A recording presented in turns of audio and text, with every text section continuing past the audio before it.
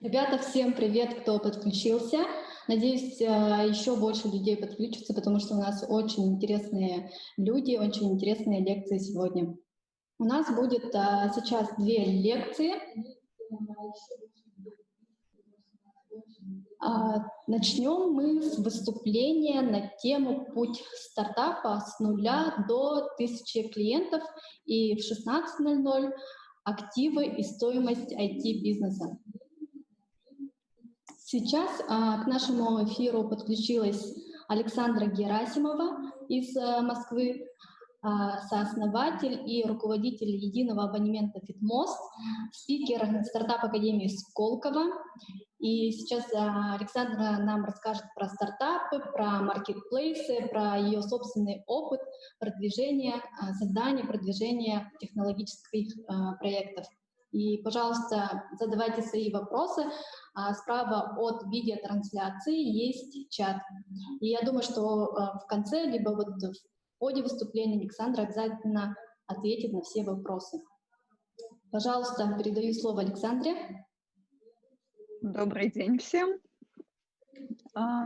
Жаль, что я вас не вижу, но очень рада, что вы присоединились к трансляции. Сейчас я включу свою презентацию. Мне нужно, чтобы организатор дал мне возможность демонстрировать экран, и мы тогда начнем. Так кратко, наверное, расскажу, почему я вообще здесь и о чем я буду говорить. Да, действительно, как Любовь сказала, я расскажу про то, как мы создавали стартап, преимущественно в B2C, и про первые инструменты, которые нам помогли, про то, что получилось, и про то, что не получилось, как это бывает всегда, что, конечно, были и ошибки допущены, и я поделюсь нашим опытом, нашим видением, как это все происходило. То есть так будет таких 10 шагов вперед и 5 шагов, которые мы сделали назад. Начнем с того, что я, наверное, объясню, что такое Фитмост. Фитмост — это единый абонемент, по которому можно посещать сейчас там более 1500 уже фитнес-клубов, студий, спортивных центров. То есть через приложение, через сайт можно зайти, купить пакет баллов и этими баллами расплачиваться без привязки к какому-то одному месту, времени. Вы хотите пойти на йогу, смотрите, где рядом есть йога, и идете. То есть это такой концепт для нас был вот такого вывода в фитнес-индустрии в диджитал.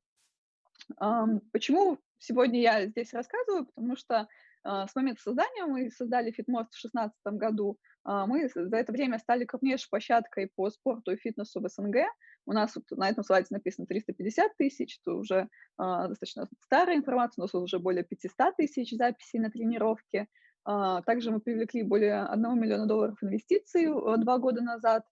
Запустили там, на базе текущего проекта следующий, я про это расскажу. Выиграли много разных конкурсов по питчи, и я вот как раз этим тоже, про это тоже детальнее расскажу чуть попозже.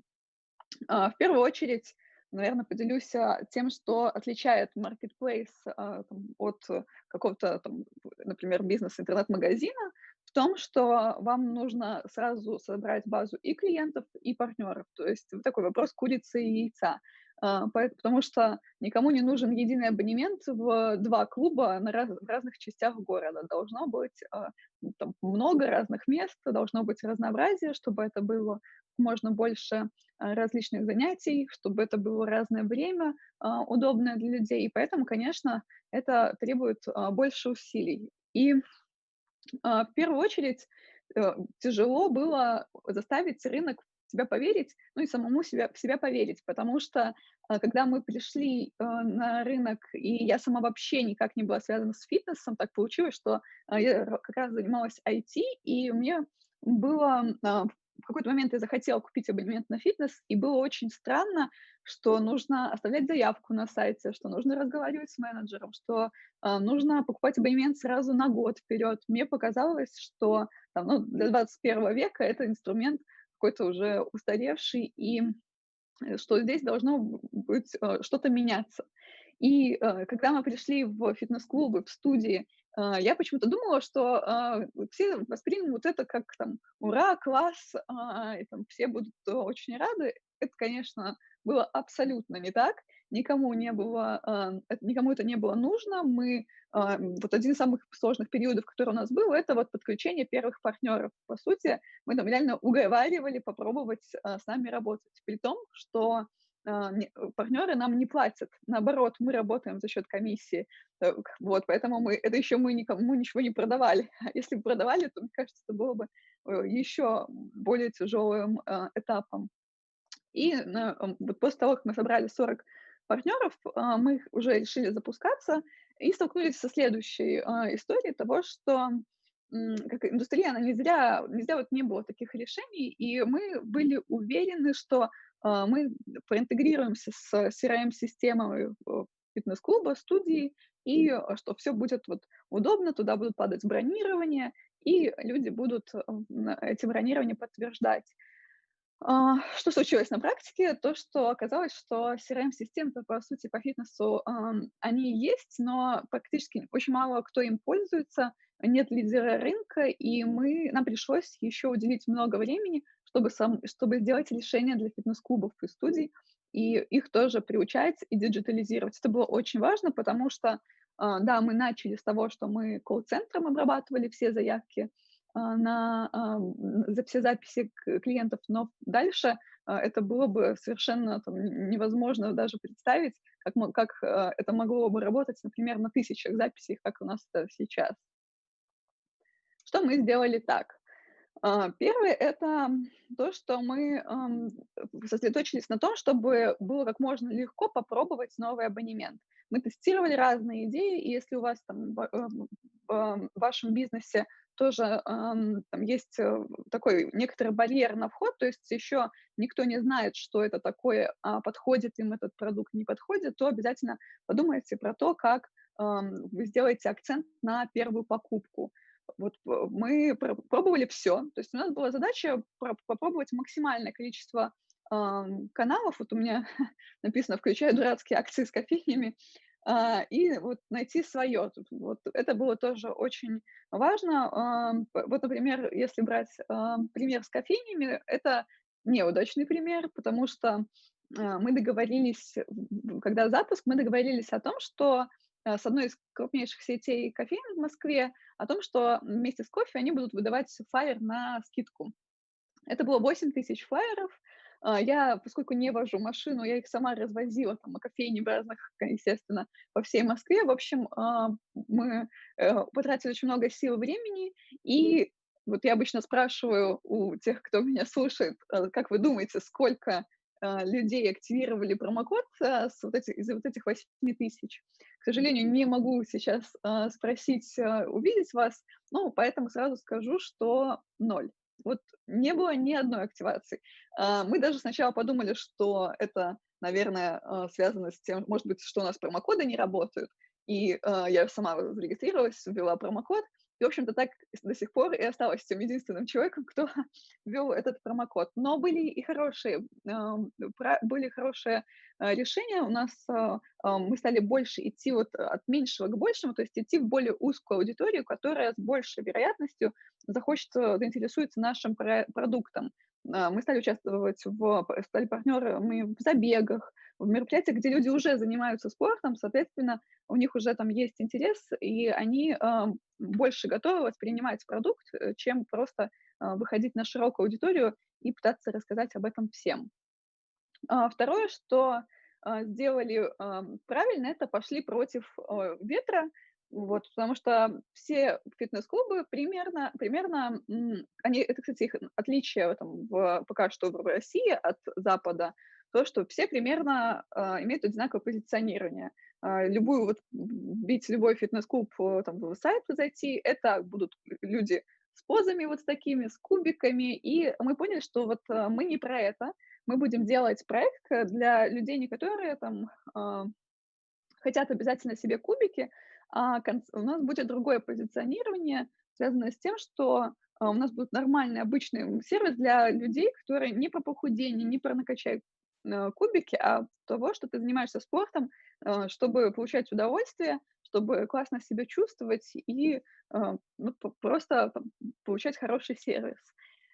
И это тоже был такой хорошее решение с точки зрения того, чтобы выделяться на фоне общей индустрии, потому что уже это хотя бы давало нам возможность, что люди заинтересовывались и как-то больше погружались в нашу специфику. Второе, во что мы, также не полезли, это, мы решили, что, мы сосредоточимся на вот узкой экспертизе. Мы знаем, какие есть тренировки, где хорошие тренировки, какие тренировки подойдут под разные там пожелания, под разные, состояния, по сути, даже характер. И мы сосредоточились в том, что мы эксперты по направлениям в тренировке. Мы не стали лезть во все там, мы не знаем, как питаться, мы не можем подсказать, как правильно приседать или еще что-то. Это нормально. То есть мы сосредоточились в том, что мы не эксперты во всем и не хотим быть экспертами во всем.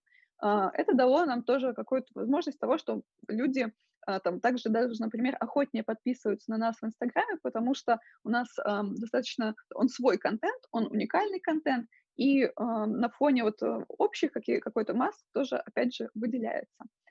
И третий, это что такой черта, которая очень часто есть в индустрии, это то, что все время есть скидки. А, в есть такое правило в фитнесе, что каждый день, когда бы ты не пришел в фитнес-клуб, именно сегодня в нем скидки. Мы тоже пошли здесь по другой стратегии, жаднической, скажем так, но на самом деле я бы это назвала, что это не жадность, а просто другая маркетинговая стратегия, и мы не даем нашим клиентам скидки. Мы стараемся сосредоточить того, чтобы цены были сразу они, конечно же, сразу на сайте. Мы стараемся давать цены там максимально возможные, которые есть, и не даем каких-то там больших скидок. Скидки у нас проходят, как правило, там 2-3 максимум раза в году, и вот когда клиент понимает, что это редко, это действительно ценно. Вот, например, на Черную пятницу у нас каждый год самый большой там, день по выручке — это Черная пятница, где мы даем скидку 15%. Не 50, не 70, а 15. Но клиенты, которые знают, что это редкая возможность, конечно, эту возможность не упускают.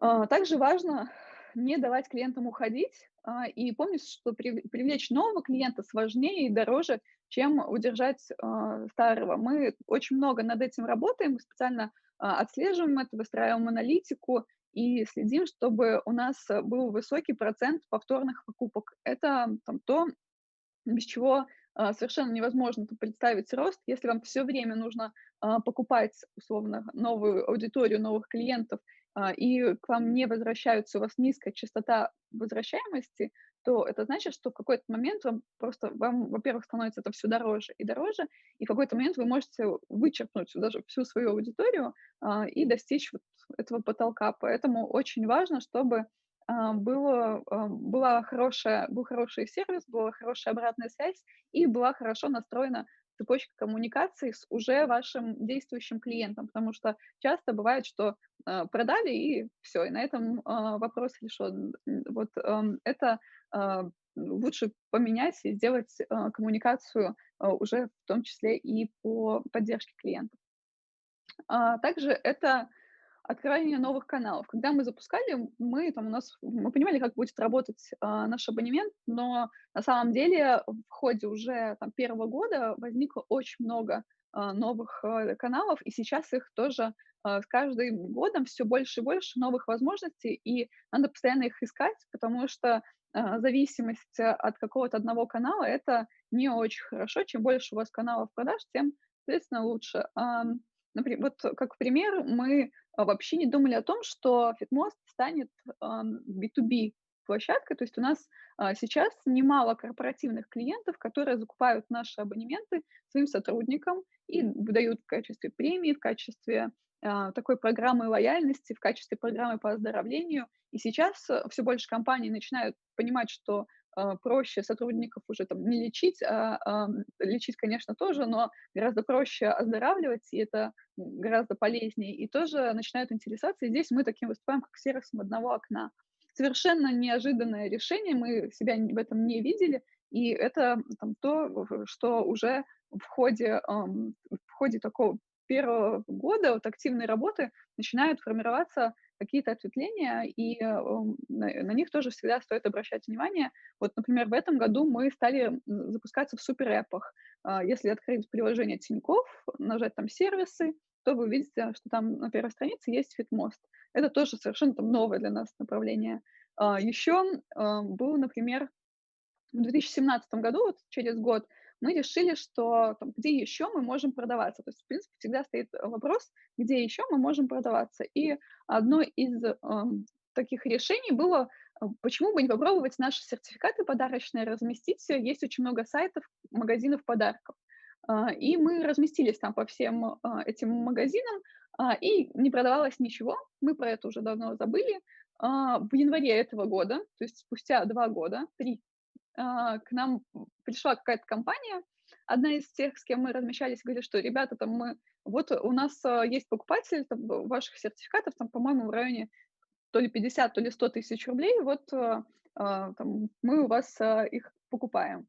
И мы даже не смогли, ни они, ни мы не смогли даже найти договор и вспомнить, как мы работаем, все восстановили, все документы. Но это вот показатель того, что там какие-то совершенно, далекие, уже забытые, связи, они могут, приносить какую-то прибыль, и позже, и все время есть какие-то дополнительные источники, продаж, и ищите их, они, там, вы никогда не знаете, какой из них в конечном итоге может, принести вам либо небольшую, а может и вполне в себе большую возможность. Я вообще фанат, бомж-маркетинга, я это называю. До выручки где-то в 5 миллионов рублей в месяц мы доросли там, по сути, с таким там, с бюджетом на маркетинг 100-200 тысяч. Ну, на самом деле, не потому, что мы там так круто все делали, потому что у нас еще и возможности не было вкладывать больше, но мы действительно сосредоточились на том, чтобы максимально там, экономить и максимально бережно относиться к нашим ресурсам. И очень много использовали инструментов, которые связаны вот с маркетингом и с продвижением. Там, мы до сих пор, например, имея 8 сотрудников в отделе IT, до сих пор делаем какие-то страницы через Тильду. Я всем рекомендую Тильду как конструктор, но это действительно самый удобный сервис. Мы делаем опросы через Typeform. Это сервис опросов и тестов. Если вы не пробовали его, это супер удобный инструмент. Мы его используем для обучения сотрудников, для тестирования клиентов, для различных других целей. На сайте SimilarWeb мы смотрим посещаемость сайта, и нам интересно, например, мы смотрим и наши какие-то сайты, смотрим зарубежные. Например, когда вот мы запускались, посмотрели, нашли, какие есть аналоги, и посмотрели, как у наших конкурентов за границей меняется посещаемость в зависимости от месяца, в зависимости от каналов, и это тоже очень полезные данные. Вот SimilarWeb здорово использовать, чтобы посмотреть вообще и провести такую первичную аналитику. Есть такие инструменты, как Spyworks. Это всё. Это чтобы посмотреть, по каким запросам продвигаются, компании, какие запросы у них работают, какие не работают, найти для себя, чем вы можете отличаться. Компания Freepik проект — это не совсем даже иконки, это графика на все случаи жизни. Сначала мы очень переживали, что будем очень много денег тратить на фотографии, и потому что у нас там одна фотография стоила, там, по-моему, 7 или $8, и нужно было постоянно на сайт какие-то загружать новые фотографии. Потом мы нашли Флиппик, который стоит в районе $10 в месяц, если я не ошибаюсь, и там можно загружать сколько угодно, там всего этого очень много, и это тоже очень круто. Google PageSpeed — это инструмент, который от Google, который сам подсказывает, как у вас работает сайт, хорошо ли он у вас грузится, и что нужно сделать, чтобы Google вас полюбил больше. Говорят, что от этого действительно зависит то, насколько там, вы хорошо показываетесь в Гугле, насколько вас легко там найти. TopVisor — это то, где мы смотрим тоже, по каким запросам мы растем, по каким запросам мы падаем, и какие находим такую свою воронку для нашего сайта. Ну, Slack, я надеюсь, что там многие знают, слышали, это коммуникация с командой. там у нас все практически проходит в Slack, иногда Telegram, но чаще всего всю работу мы делаем в этом мессенджере. Go-дизайнер — это проект, где вы говорите, например, что даете техническое задание, говорите, что вот вам нужно нужно нарисовать там какую-то листовку, и дизайнеры, и вы как бы проводите конкурс. Вы говорите, что вот нужна листовка, плачу за нее 10 тысяч рублей. И дизайнеры рисуют, и у вас получается такой более там, вот когда мы делали, было там 30, 40, 50 идей различных дизайнеров, и это очень интересно смотреть, потому что вы видите различные видения, можете посмотреть даже сами на это все с другого угла, и вы просто выбираете победителя и используете макет, который вам больше всего понравился. Но действительно победителя нужно выбрать, то есть чего делать нельзя, это нельзя сказать, что вот я проведу конкурс, посмотрю, какие вы мне накидаете идеи, а потом найду фрилансера, который рисует это за 3. Вот так не получится, и так лучше не делать. Киворк — это, ну, дешевая рабочая сила, это, конечно, грубо сказано мной, было бы, но это, по сути, возможность какие-то очень многие такие задачки небольшие действительно сделать за небольшие деньги и сделать такой, придать, наверное, там, например, солидности вашей компании. Например, когда вот, там, если позвонить в Фитмост, то приятный голос там скажет: вы позвонили в Фитмост, там, там, дождитесь ответа оператора. Вот эта штука стоит там 300 рублей, если это сделать на Киворке, но при этом там, она гораздо серьезнее смотрится, особенно когда вы только начинаете, когда у вас еще компанию не знают, то уже хотя бы есть понимание, что это действительно компания, что она настоящая, что она работает, и что все это такое вызывает больше доверия. Важно, конечно, делать пиар. У нас было больше 200 упоминаний и статьи в Forbes, РБК, Космо. До недавнего времени мы вообще не работали там с пиар-агентством, сейчас работаем, тоже очень довольны. Но раньше все делали сами. И вот, например, там компания PressFit, Deadline Media — это сайты, где сами журналисты пишут, какие им нужны эксперты, про какие темы они сейчас пишут, и предлагают тему, кому есть что сказать на эту тему, рассказать там и ответить. И таким образом можно получать публикации в СМИ. Это очень удобно, это работает. Мы постоянно там привлекаем там, постоянно отвечаем, там, комментируем, получаем новые публикации. Это вот однозначно то, где стоит мониторить. Можно просто подписаться, по-моему, на их телеграм-канал и также отслеживать. Есть СМИ, которые, в принципе, всегда интересно рассказывать про бизнес. Вот Биз-360, Жара, VC, Тинькофф. Попасть в эти медиа вы можете, ну, на самом деле, достаточно легко. С Тиньковым, конечно, посложнее, и если вы готовы раскрывать цифры, но вполне себе реально. Есть еще проект Сбербанка «Свое дело». Если вы там готовы рассказать ваши кейсы, то, как правило, можно легко найти там, на сайте журналистов, которые про это пишут, связаться с ними и получить публикации, получить ваши первые охваты. Что еще могу рассказать о продвижении?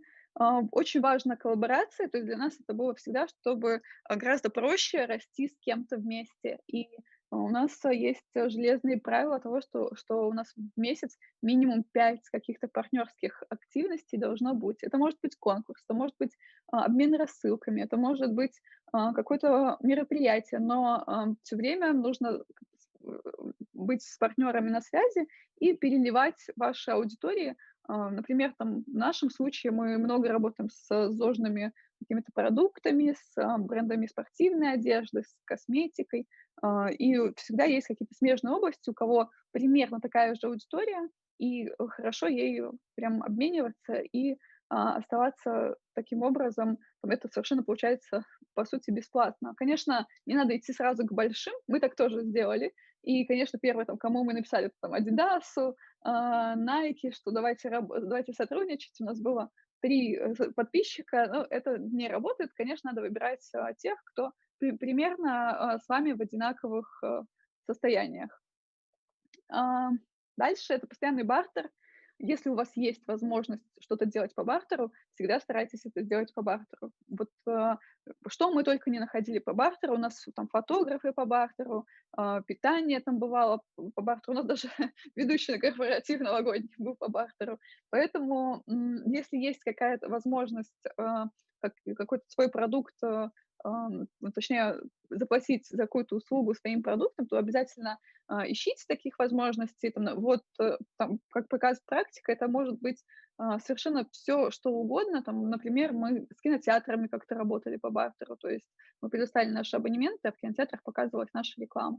И обязательно всегда прорабатывайте такие опции, обязательно всегда отслеживайте. То есть если это история с кинотеатром, мы добавили в конце промокод, чтобы отслеживать, есть работает это, не работает. Потому что, конечно, не хочется отдавать очень много бартера, особенно если это крупный, и не получать с этого никакого выхлопа. Также программу лояльности стоит сразу проработать, чтобы она хорошо у вас срабатывала, потому что вот у нас первые несколько лет примерно 30-40% новых клиентов приходили по промокоду друга. И потому что мы не жадничали в этом плане, то есть у нас была достаточно и есть достаточно щедрая программа лояльности, которая там позволяет чуть ли не на массаж сходить, если друга привел, вот, то есть получить больше баллов. Но и это действительно очень рабочий инструмент. И самое главное, что, конечно, если вы видите, что люди готовы вас рекомендовать, это тоже очень хороший знак, значит, что действительно лояльность клиентов высокая, и это значит, что продукт, в принципе, можно назвать его успешным. И работать с блогерами.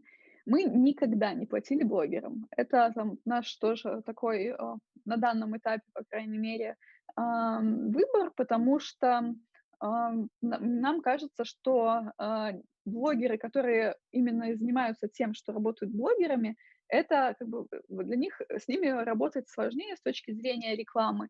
Мы работаем с теми, скорее с лидерами мнений. То есть, да, у них там не тысячи, не миллионы, не десятки тысяч, скорее десятки тысяч, но не сотни тысяч и не миллионы подписчиков, но у них очень лояльная аудитория, и у них аудитория, которая тоже, опять же, понимает, ей там близки эти продукты, и она понимает, и они для них это ближе. То есть, например, мы там много работали с блогерами, которые там, вегетарианцы. Вот у них гораздо более, когда они рекомендуют что-то, то их подписчики гораздо более лояльные, чем подписчики тех, кто просто там, лайфстайл-блогер, скажем так. 8 шаг. Ух, я тут активно тараторю, не знаю, успеваете ли вы за мной, надеюсь, что да. Избегаем издержек. Первый, вот очень много видела таких кейсов, когда делали шикарные, заказывали сайты, приложения, обязательно дорогие визитки, и, к сожалению, дальше этого не шло. Вот пример того, что у нас мы сделали сайт, первый наш сайт за 20 тысяч рублей, сделали фрилансерами. Он у нас был вот действительно 3 года. И, как вот показала практика, это не мешает. Это не значит плохой сайт. То есть, дешевый сайт не должен равняться плохому сайту, но, это значит, что не надо идти сразу к Артемию Лебедеву и рассказывать, ему про то, как, там, и рассказывать, точнее, ну, пытаться, платить миллионы рублей за первоначальный сайт, особенно если у вас еще не до конца сформирован продукт.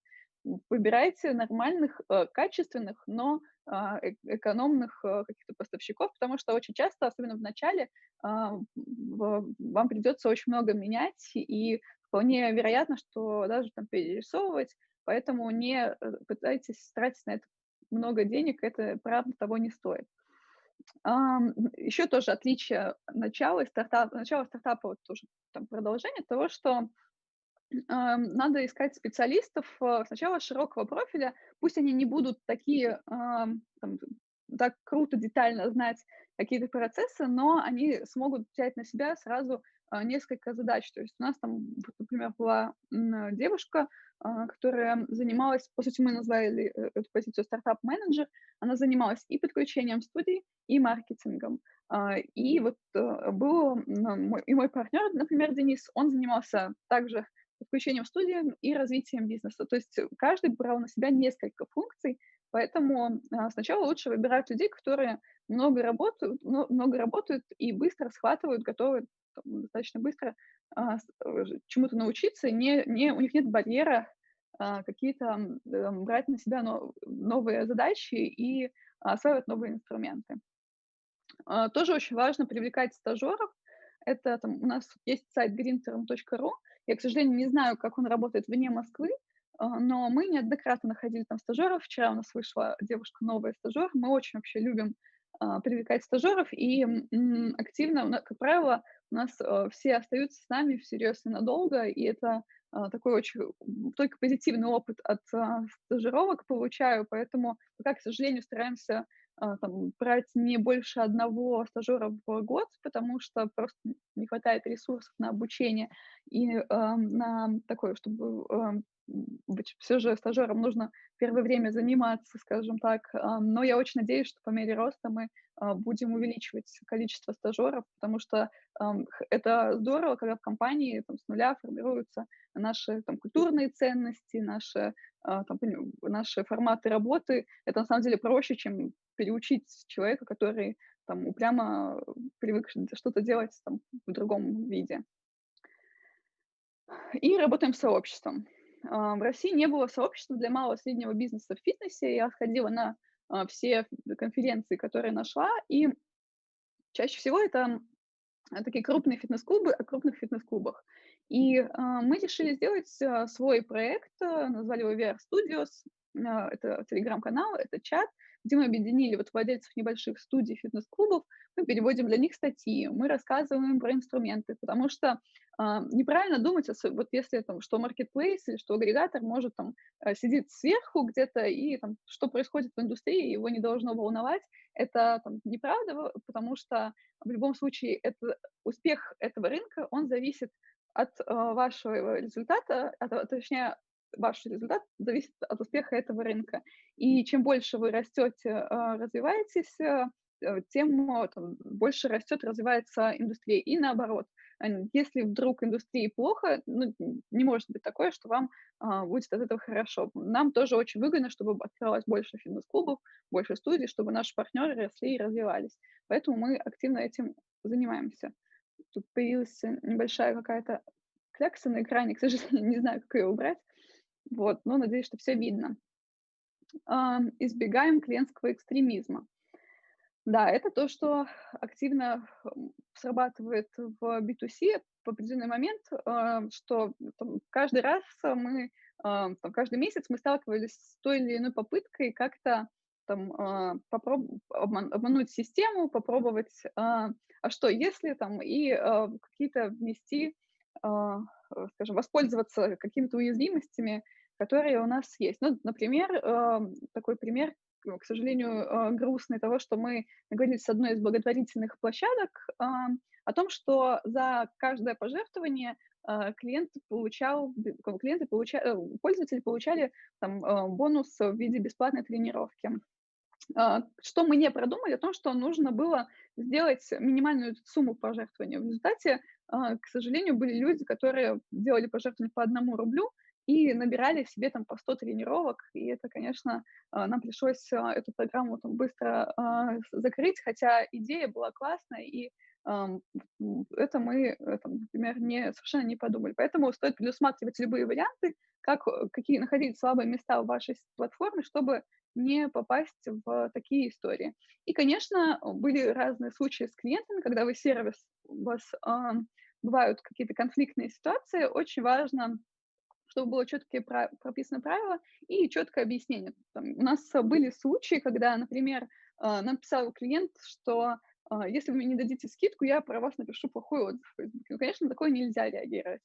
Были другие случаи, когда у нас нарушались правила пользования, и мы блокировали абонемент, и что делает человек? Сразу пишет негативные комментарии потом в Инстаграме про то, какие плохие, про то, как все плохо. Что делать в таких случаях? Не знаю, почему очень многие начинают извиняться. Вот этого делать не надо. Извиняйтесь, если вы действительно сделали, если это косяк, если это если это действительно там кто-то пишет, и это неправда, и это неправильно, нельзя извиняться, нужно... Вот у нас очень хорошо срабатывает, мы сразу же в комментариях пишем, почему такое произошло, какие правила были нарушены, и почему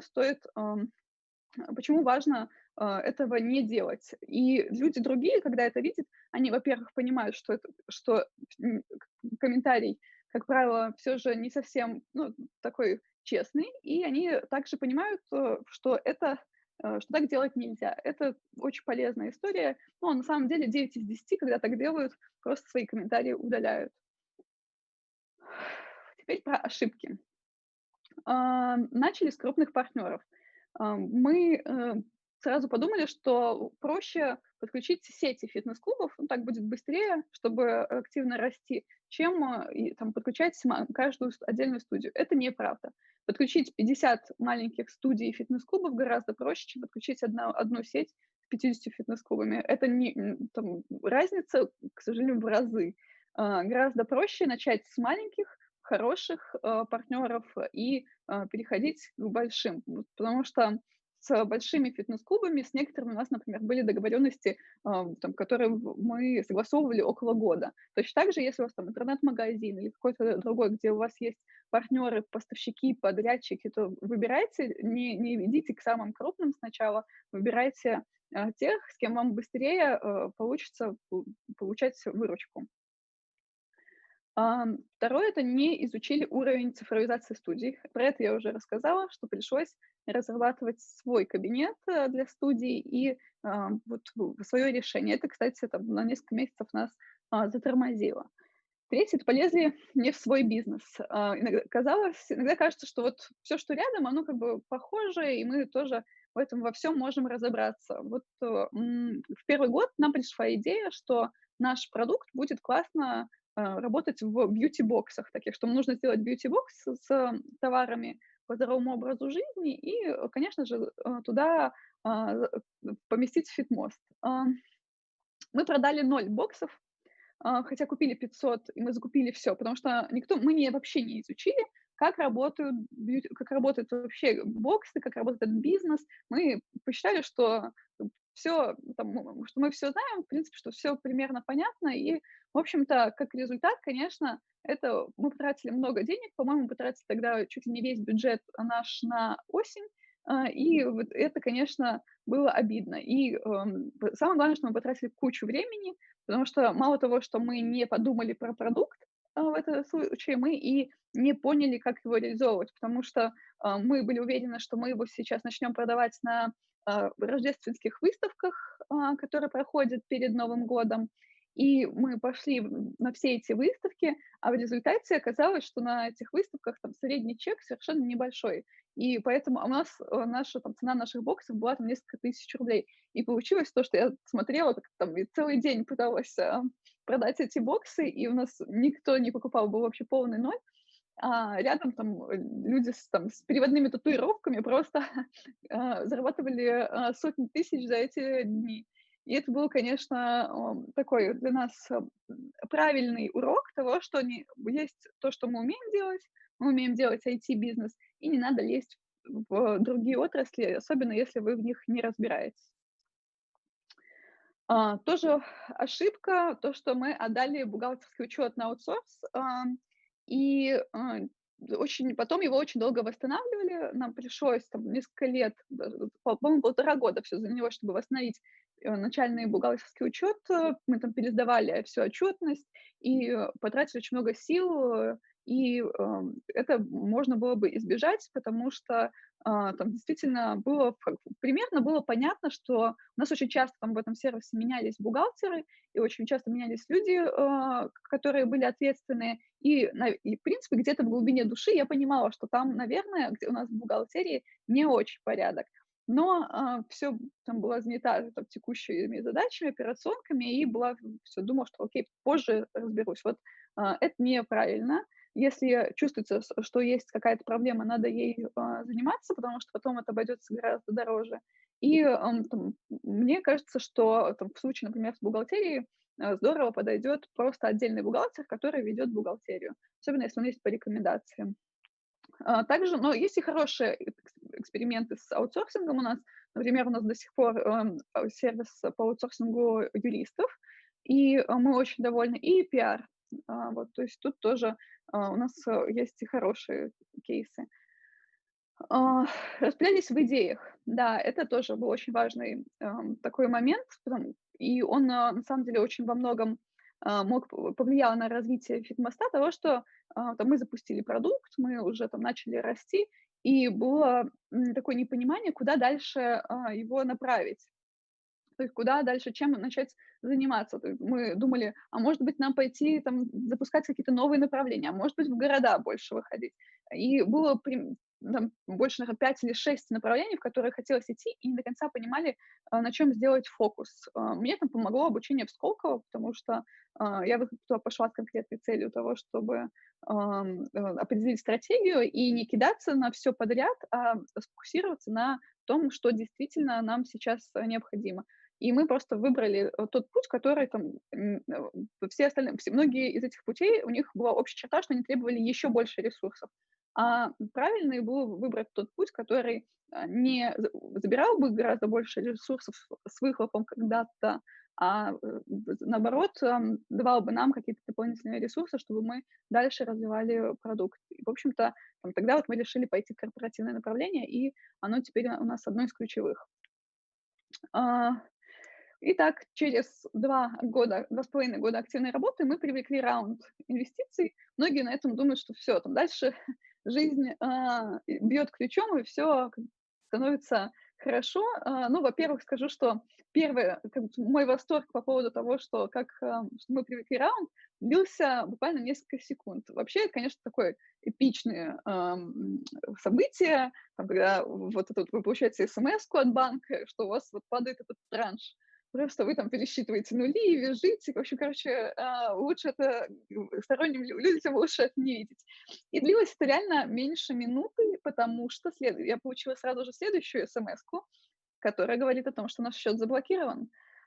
Почему? Понятно. Потому что упала большая сумма. У нас очень много подрядчиков, которые ИП, и со стороны банка мы выглядели, ну, не очень, так, скажем так, понятной и прозрачной компанией. И мне прислали вот огромный просто список документов, которые нужно было показать и предъявить в течение буквально нескольких дней. Там были, например, тут у нас там сейчас 1500 организаций, фитнес-клубов, студий, с кем мы работаем. Там были выборочно вот договоры, скан договоров с этими там, с какими-то партнерами.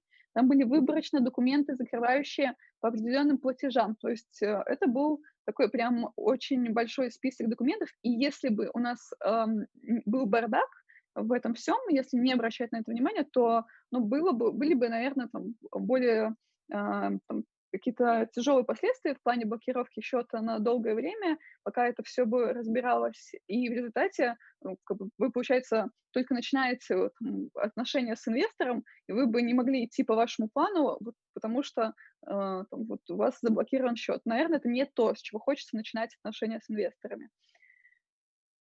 В рамках после инвестиций мы еще запустили KidMost. Это то же самое, только для детей.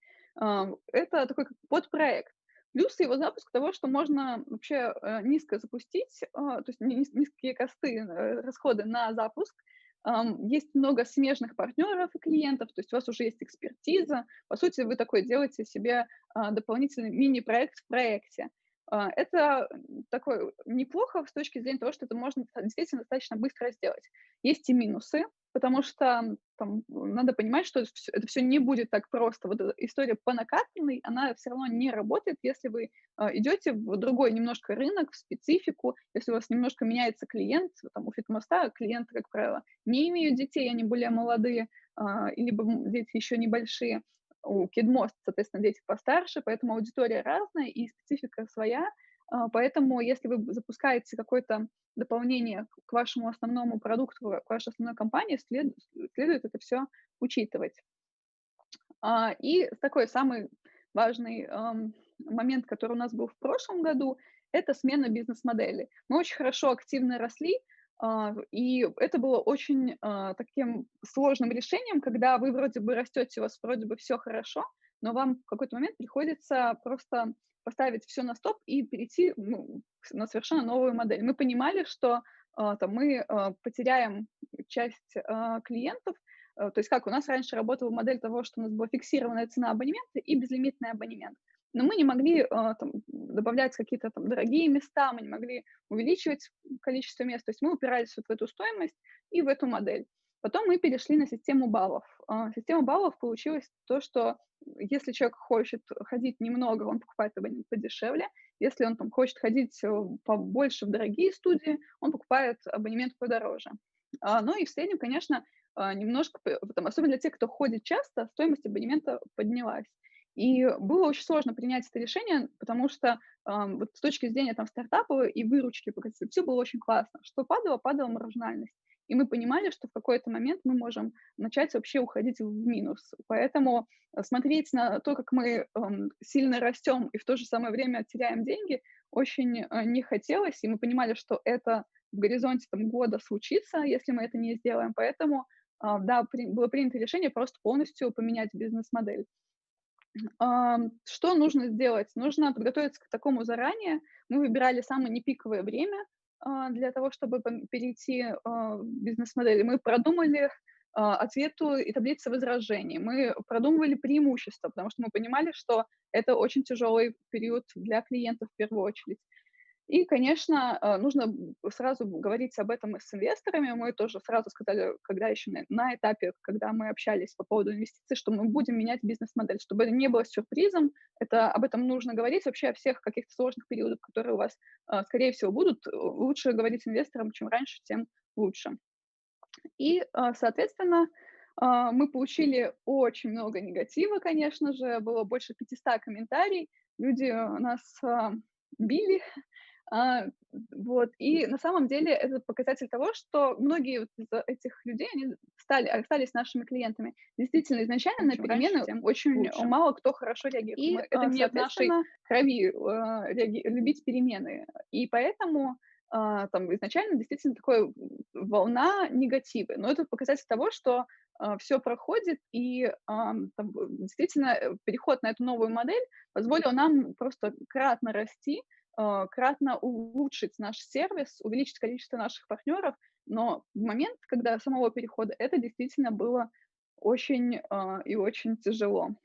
Поэтому если там, вы смотрите и видите, что клиенты не воспринимают продукт, это не значит, что это прям вот сразу так. Скорее, там, дайте время и показывайте какие-то преимущества, которые есть. Вот те, кто... Мы понимали, что когда человек изначально отреагировал негативно, это одно. Когда он попробует, если он попробовал и отреагировал негативно, это уже другое. Поэтому здесь тоже важно чувствовать эту разницу и не отчаиваться, не пытаться что-то вернуть обратно. Вот, это как у нас было после смены модели. Мы упали на 40%, 500 комментариев, и вот уже на 4-й месяц мы выросли на 50%, у нас выросла маржинальность на 30%. И вот даже там для сравнения привести, что вот даже в этом году за январь-февраль мы сделали уже 50% нашей выручки прошлого года. То есть в долгосрочной перспективе это было единственным правильным решением. Поэтому не стоит бояться, если вы хотите, особенно если вам важно, чтобы выйти на самостоятельное развитие, у вас не такой проект, который начнет зарабатывать когда-либо, и не такой проект, у которого там большие запасы инвестиций, и вы хотите, чтобы у вас была возможность, условно, не зависеть от инвестиционных средств, а иметь возможность самостоятельно развиваться, нужно обращать внимание на юнит-экономику и на то, как у вас все работает, и тогда там, менять модель. Говорят, что модель нужно менять раз в 3 года, как, в общем-то, что бизнес-модель тоже живет 3 года. Мне сложно здесь сказать, у нас она действительно прожила 3 года, но тут надо смотреть, я так детально не погружалась, насколько это действительно примета рабочая. И, наверное, такой последний слайд. Расскажу про то, что нужно делать, если вдруг у вашей компании все срабатывает черный лебедь и блокируются все каналы продаж. Как известно, фитнес-клубы закрылись, и мы остались без какой-то вообще шансов на выручку, получение выручки. Мы задали себе 4 вопроса. Первый — это что у нас есть. мы поняли, что у нас есть платформа, у нас есть клиенты, которые не смогут пользоваться абонементом, но они есть как аудитория. Что будет делать индустрия? Мы тоже посмотрели, что было понятно, что все фитнес-клубы, студии, спортивные центры уйдут в онлайн. Что мы можем с этим сделать? Мы поняли, что мы должны, значит, тоже объединять, делать то, что мы умеем, объединять и приводить нашу аудиторию, что у нас есть, к тому, что будет делать индустрия. То есть мы сделали стали таким агрегатором уже онлайн-тренировок. Третий вопрос, какие боли будут у людей. Мы поняли, что везде вокруг стали пестрить сообщения про то, что люди ушли на удаленку, и нужно, и у всех потери вовлеченности, потери мотивации, что тимбилдингов нет. Мы поняли, что мы можем стать решением для тимбилдингов, и предлагали корпоративные тренировки компаниям, тренировки, зарядки, медитации, и это такой для нас оказался новым и крутым каналом продаж. Мы получили более 40 корпоративных клиентов, в том числе большие компании, там GTI, Самолет Development, Газпром нефть, все там тренировались через нас, и это такой получился хороший опыт. И четвертое — это как использовать это в будущем. Очень не хотелось сделать какое-то временное решение, которое вы там 3 месяца им попользуетесь, ну и дальше вернетесь к своему привычному руслу. Хотелось, чтобы это время, раз уж вы и так теряете там деньги, время и ресурсы, оно должно быть как инвестиция. И надо смотреть на это как на инвестицию. Мы думали про то, как мы можем взять и там привлечь тысяч людей к тренировкам онлайн и получить большую аудиторию, большие охваты. И у нас родилась идея проекта с Олимпийским комитетом, что нужно, чтобы олимпийские чемпионы, призеры проводили тренировки онлайн, и тогда это будет там, более интересно на широкую аудиторию. Вот вы можете посмотреть на слайде. В итоге этот наш проект с Олимпийским комитетом стал одним из самых обсуждаемых в соцсетях, когда в ту неделю. И, конечно, там, это было там, для нас, мы это сделали абсолютно без бюджета. Вот вы можете здесь видеть список компаний, и, мы такие маленькие, с бюджетом на маркетинг, на вот это мероприятие порядка 100 с чем-то тысяч рублей. То есть это там такой совершенно был кейс, который там совершенно тоже даже для нас неожиданный, потому что, например, там понятно, что там на некоторых фестивалях, которые здесь есть, там бюджеты на пиар только десятки миллионов. Поэтому это такой кейс того, что нужно пробовать тестировать, смотреть. И вот для нас, конечно, это было очень важно, потому что мы собрали огромное количество людей, которые узнали про нашу платформу. Да, мы не заработали с этого, но это позволит нам вот эти упущенные возможности, которые у нас были за время карантина, наверстать в будущем. И поэтому, если у вас тоже случается такая ситуация, что в силу каких-то причин ваш бизнес не может функционировать, подумайте про то, что вы можете сделать для того, чтобы инвестировать, для того, чтобы это стало инвестицией на пути к наверстыванию упущенного. И заканчиваю я всегда фразой Айн Рэнд: «Потерян лишь тот, в ком гасли стремления». Самое главное — всегда идти вперед. Вот я рассказала про те этапы, которые мы прошли, но, конечно, мы еще далеко не достигли и 1% того, чего хотим достигнуть. И я желаю, чтобы у вас тоже всегда было желание идти вперед. Это самый главный инструмент, который нужно использовать в стартапах и в развитии. Поэтому спасибо большое. Я надеюсь, что вам было что-то полезное. Если есть вопросы, вот я еще оставила свой Инстаграм, тоже можно туда их задать.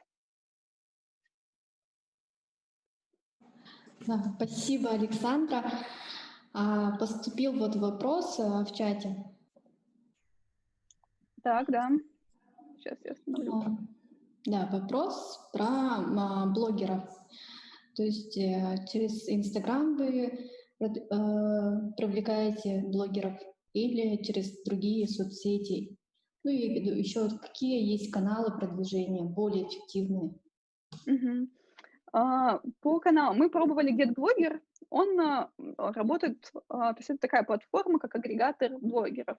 Он работает, но, конечно, эффективнее всего, если вы прям сами отбираете руками блогеров. И сейчас у нас есть человек, который, по сути, вся его задача — это вот руками отбирать блогеров, потому что это самый эффективный инструмент, который вот у нас получается. То есть мы в Инстаграме пишем блогеру рассказываем про проект, про продукт, и работаем с блогерами по бартеру. Вот. Нам тоже важно, чтобы блогер там все-таки показывает практика, что блогеры, если они воспользовались, они гораздо больше и правильнее рассказывают про продукт, чем если просто им написать текст, потому что когда текст заученный, он все равно сразу виден. Вот у нас есть блогеры, которых там, например, подписчиков 10-15 тысяч, и они приводили нам больше 100 клиентов.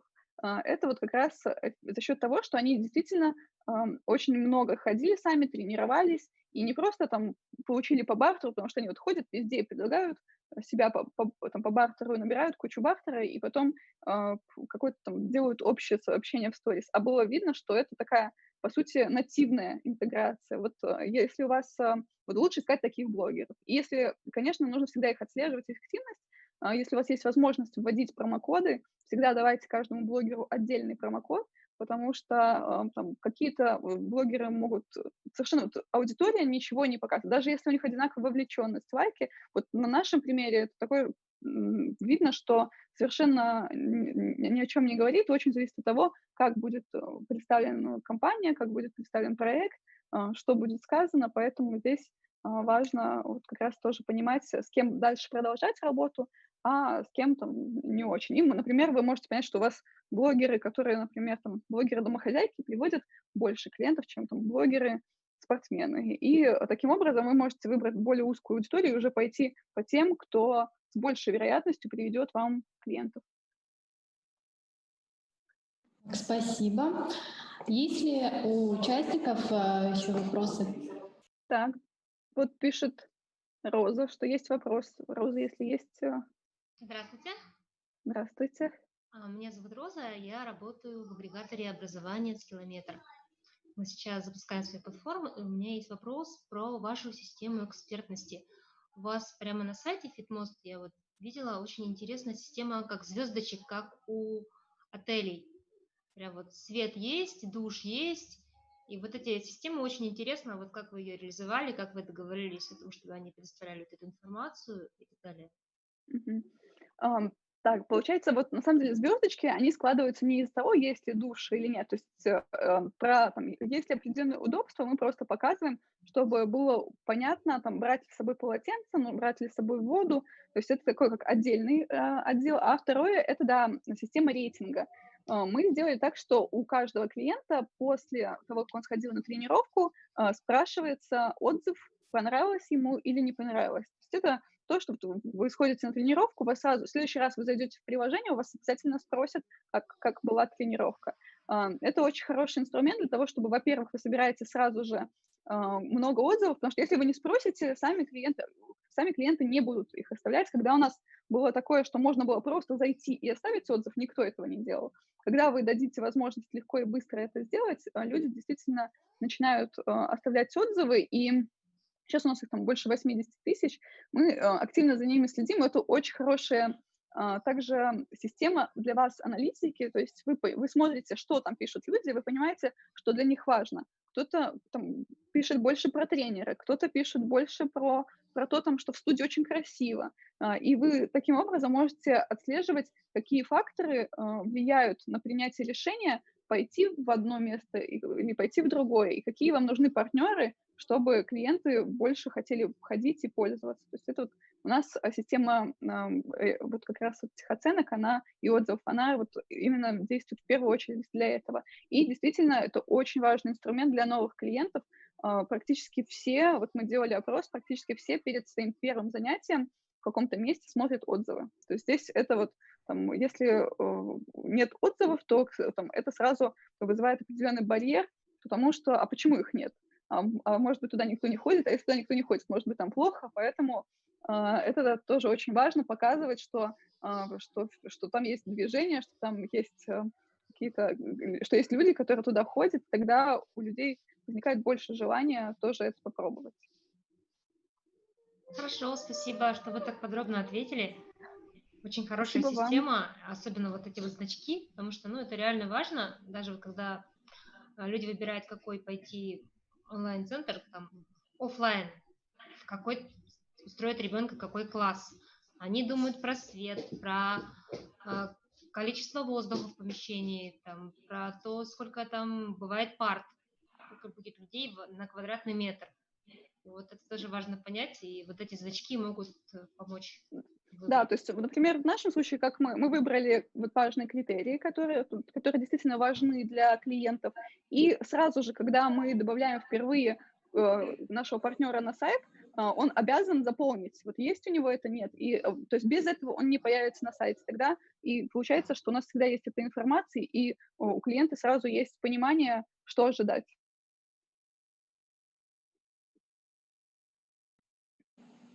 Ага, спасибо, Александра. А есть ли еще вопросы у участников?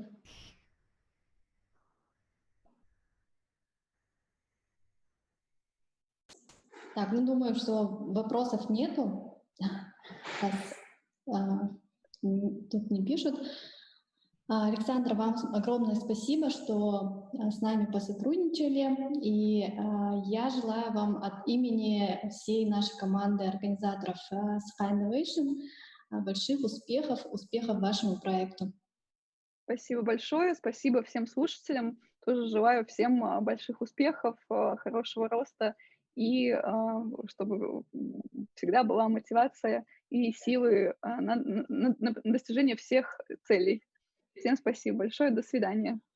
До свидания. Так, а мы продолжаем.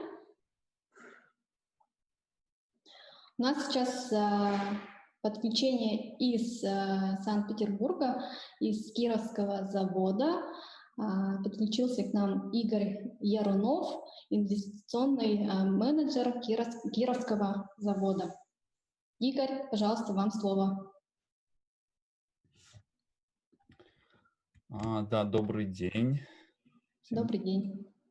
С удовольствием послушал кусочек предыдущей лекции, очень интересно было. Вот так выглядят настоящие стартапы, да. Меняют бизнес-модели, бегут, собирают деньги. Кстати, про блокировку счета очень интересный кейс был. Спасибо большое за приглашение, Любовь. Ну, я, наверное, не совсем сотрудник, представитель Кировского завода. Я скорее представитель венчурного фонда Киров Групп VC, вот, который там входит в группу Кировский завод. Вот, и меня сегодня пригласили вам рассказать немного про венчур, что это такое, как это работает, как вообще этот бизнес устроен, и попробовать оценить какой-то стартап на пальцах. То есть сейчас самый популярный запрос «Сколько стоит мой стартап?». Ну, чего, давайте попробуем.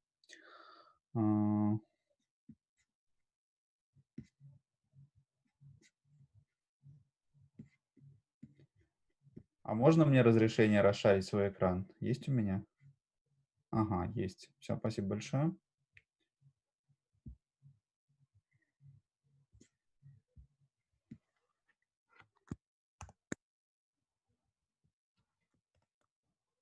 Отлично. Все видно, да?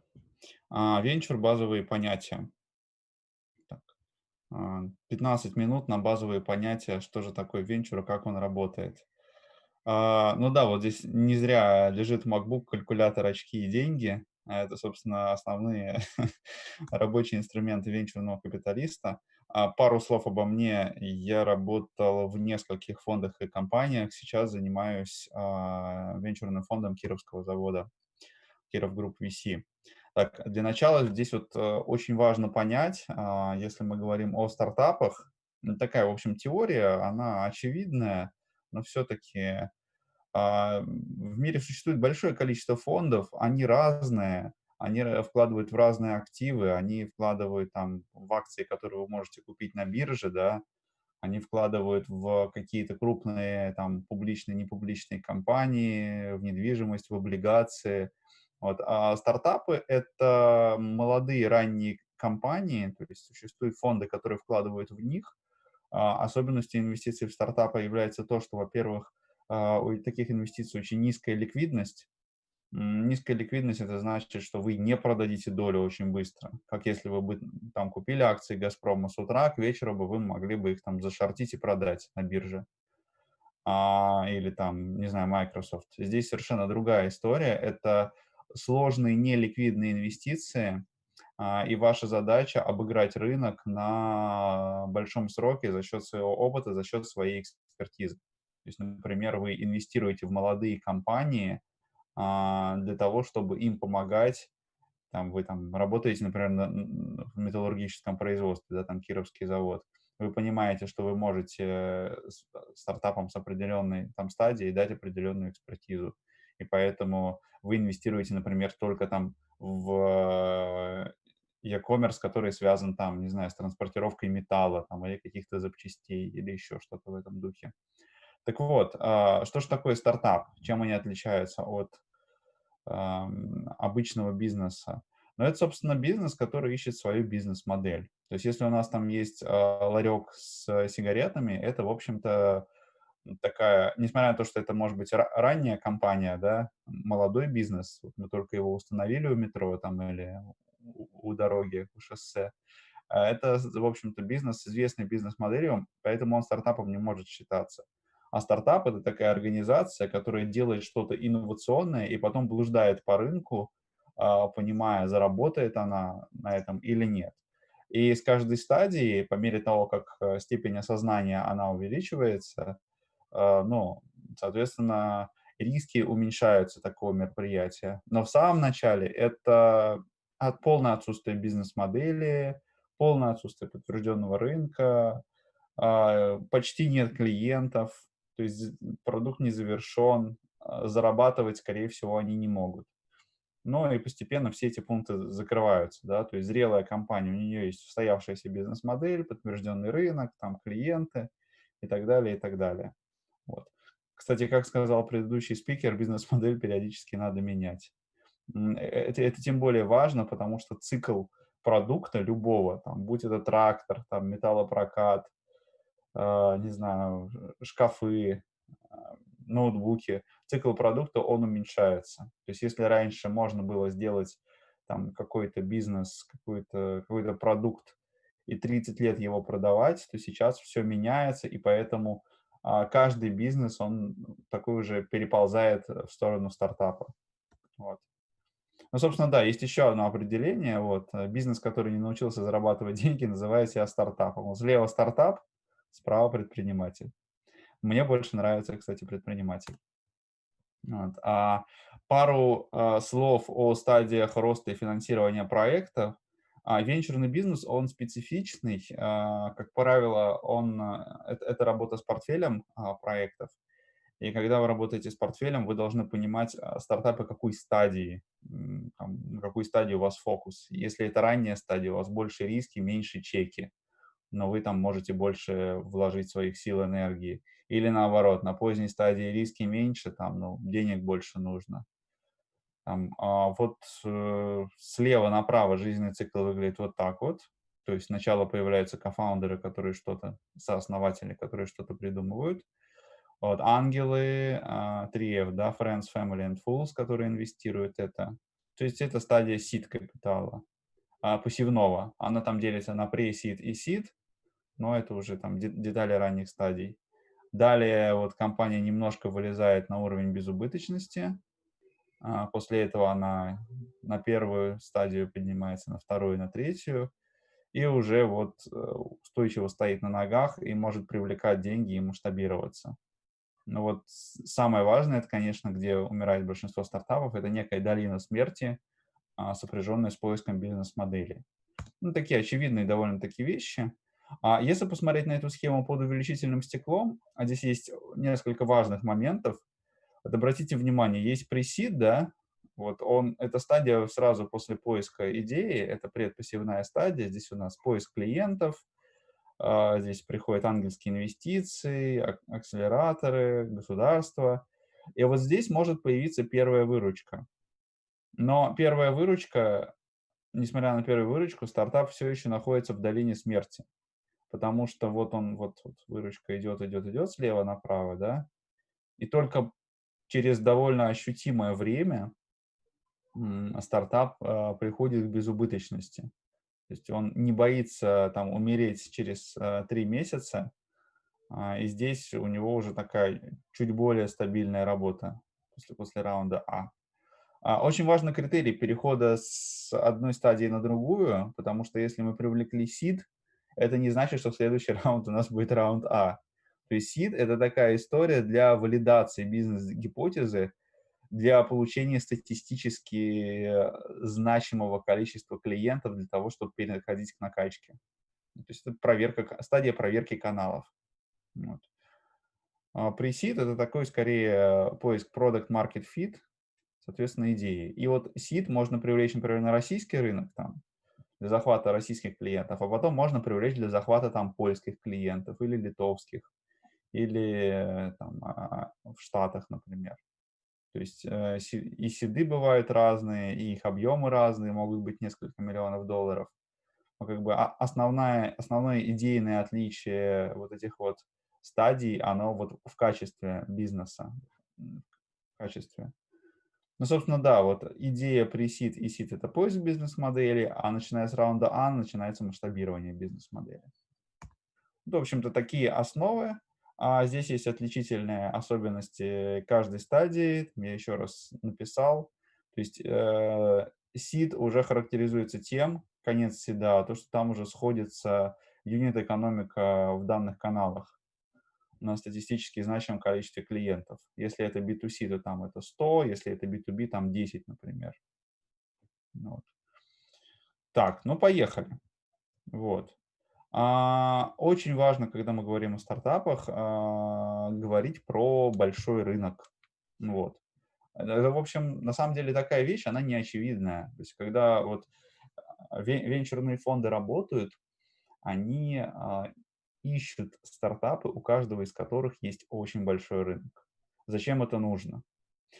Дело в том, что есть суровая статистика выживания, особенно ранних стартапов. Мы сейчас не говорим про мезонинные крупные фонды, про какой-нибудь Беринг Восток там, и так далее. Если мы инвестируем в ранние стартапы, то у них выживаемость там 5, 10, 15%. То есть это значит, вы инвестировали в 10 стартапов, у вас 9, ну там каким-то образом влачит свое существование, там, кто-то умер, кто-то там на грани безубыточности, 1 к 1 приносит доход, ну, то есть не считается, да, и у вас остался один стартап. То есть у вас этот один стартап, он должен кратно вырасти там во много раз для того, чтобы перекрыть а, своим выходом вот все ваши инвестиции.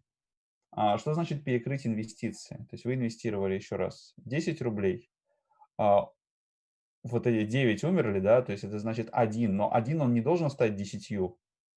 Тогда вы вернете там 1 к 1 через несколько лет. 1 он должен вырасти там в 15 раз, в 20 раз, в 30 раз. Это значит, что у вас должно быть пространство для роста этого стартапа. Но когда вы набираете стартапчики в портфель, вы же не знаете, кто вырастет. Поэтому вы набираете каждый стартап с большим, очень большим рынком для того, чтобы каждый потенциально мог кратно вырасти.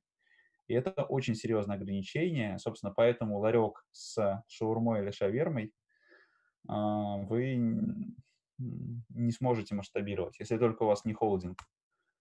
Вот эта табличка, которую носит с собой каждый венчурный инвестор. Давайте, вот у нас инвестиции неликвидные, да, мы там выходим через 5-6 лет.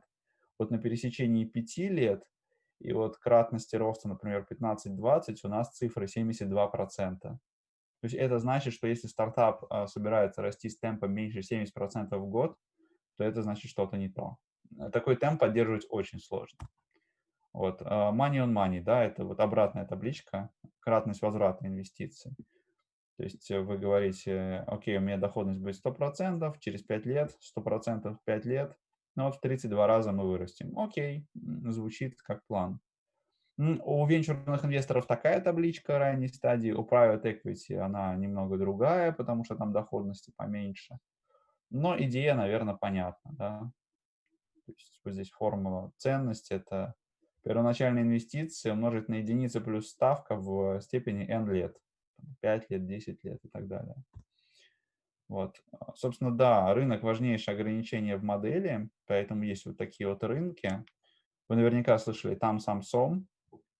Сом – это рынок, который вы можете достигнуть в 2-3 года в рамках вашей бизнес-модели, то есть если вы рассчитываете снизу. А мы продаем одному покупателю, наймем еще 2 сейлзов, будем продавать 10 там и так далее. В итоге, там, не знаю, завоюем рынок 5 миллионов долларов. А сам – это такой ваш, вот этот зелененький, это addressable market, это рынок, которому вы адресуете свою продукцию. Вот если отношение сома к саму очень маленькое, то есть у вас весь рынок там десятки миллионов долларов, а ваш сом там очень маленький, то, ну, тоже большой, там несколько миллионов долларов, но там по отношению к крупному рынку он очень небольшую долю занимает. Вот это хорошо. Это значит, что у вас потенциально очень большой рынок, и вы с ним что-то можете сделать, как-то на нем вырасти. Вот еще, кстати, один пример. Вот этот такой уже жесткач пошел, это CapTable. Это, собственно, мы двигаемся к оценке бизнеса. Еще один пример, да, почему нужно пространство для роста. Вот компания выросла в 11 раз, а доля второго инвестора в 2 раза. Давайте разбираться. У нас есть основатели. Вот здесь вот зелененькая, да, их компания стоит непонятно сколько. Приходит инвестор один и говорит: ребят, я вам дам 2 миллиона рублей, пускай будет рублей, за 10% компании. Это значит, да, 2 миллиона разделить на 10, это значит, что вся компания стоит 20, 20 минус 2, то есть это значит, что основателям принадлежит 90% и их ценность 18 миллионов, их доли. Двигаемся дальше. На раунде 2 приходит следующий инвестор и говорит: ребята, я вам даю 15 миллионов рублей, вы отдаете мне 15%, ну это такой сид хороший. Это значит, что стоимость компании 100 миллионов рублей, 100 минус 15, это означает сколько там, 85, да? То есть ценность всех оставшихся, вот этих и вот этих, это 85. Их доли немного размываются, вот с 90 становится 77, с 10 становится 9%.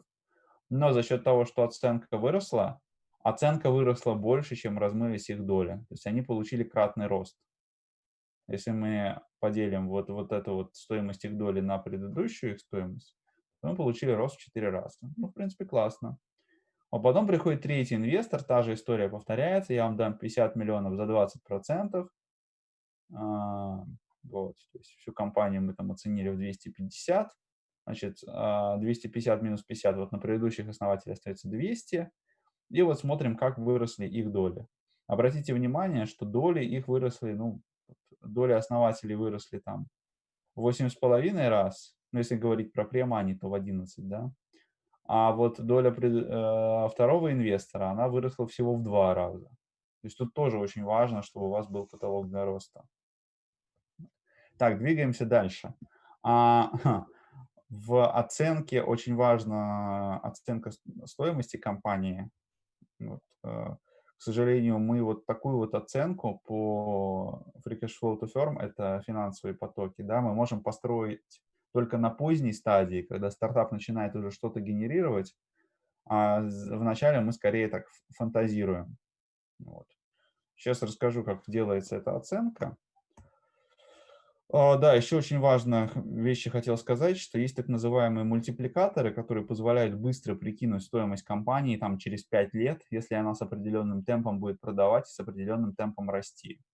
Но вот эти мультипликаторы, их все применяют в основном неверно, потому что нужно смотреть price earnings, да, это чистая прибыль, или price sales, ну, к выручке, вот, или к EBITDA. А люди почему-то начинают там, продал стартап себя там Гуглу за там, 100 миллионов долларов, у него было 10 пользователей.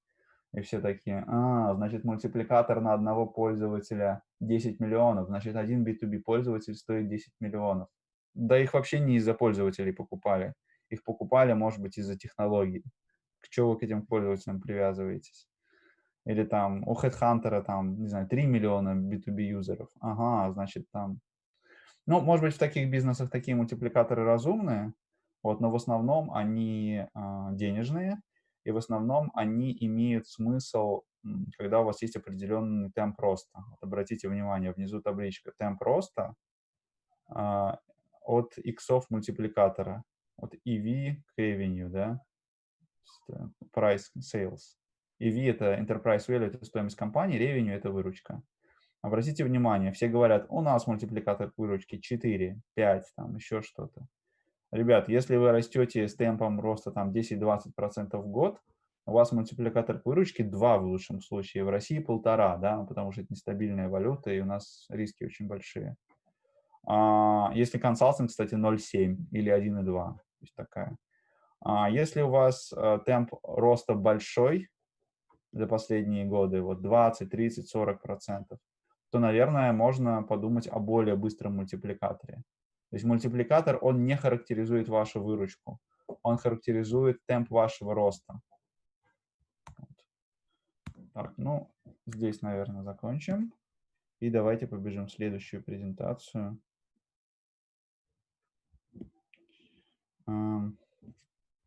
Да, еще немножко про фонды я вам расскажу. Вот.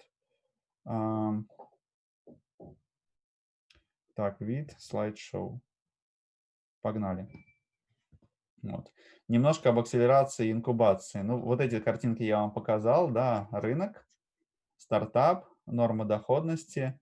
И вот тут очень важно, да, вот как работает фонд тоже. У нас есть сберегатели или акционеры, или там инвесторы, которые кладут деньги в фонд, а есть управляющая фирма, в ней работают люди, которые называются GP, General Partners, которые управляют этими фондами и, собственно, иногда вкладывают свои деньги. И вот так вот их размещают в инвестиции. То есть, чтобы вы понимали, да, есть люди, которые дают основную часть денег, но они не вмешиваются в управление, иначе это будет их бизнес. А есть люди, которые... Ну вот пример, какой-нибудь там государственная компания, им дало деньги государство, а управляющий приходит и начинает этим управлять и раскладывать. Ну, то же самое там, любой крупный фонд, он собирает деньги, так, это работает вот так. Еще одна история про особенность работы венчурных фондов.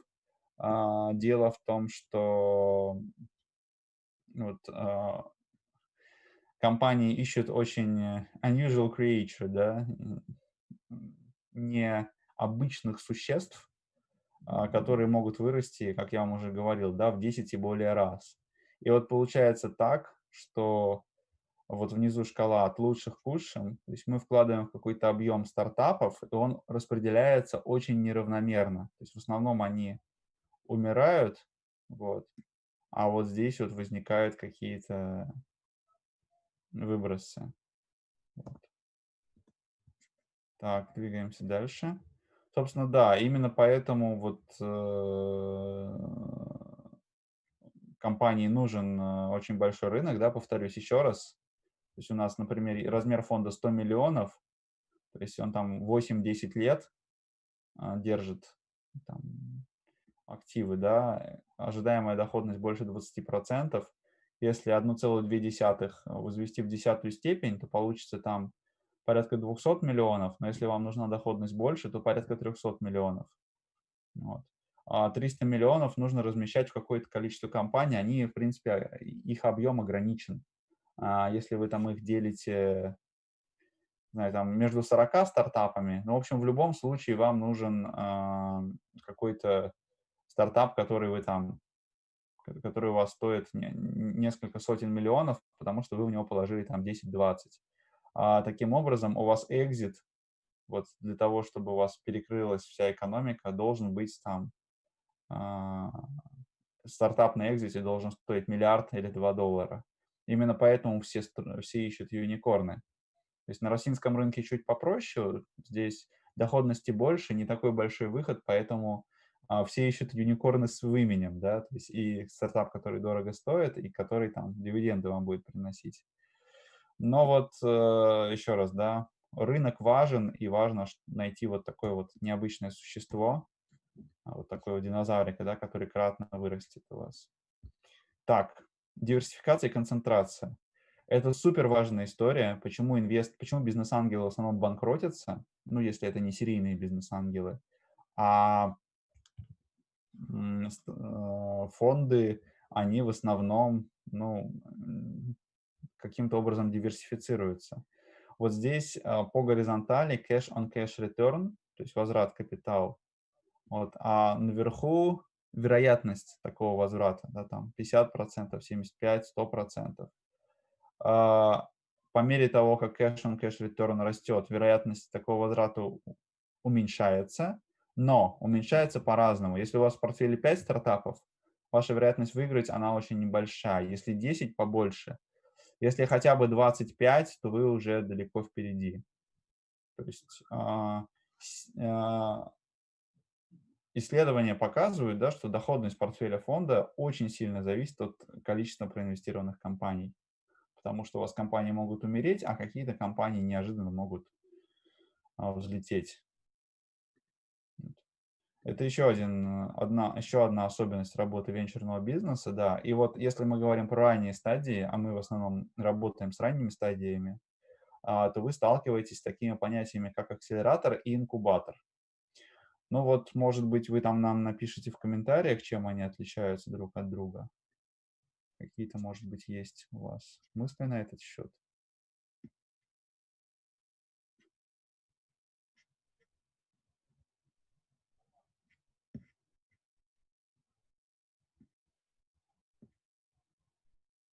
Отличие инкубатора и акселератора. Ага, мыслей нет. Ладно, поехали дальше. Нет, есть мысли? Инкубатор без фонда. Нет, это не так. Ладно. Как правило, да, но там бывают совершенно разные ситуации. Давайте сейчас посмотрим, как это на самом деле работает.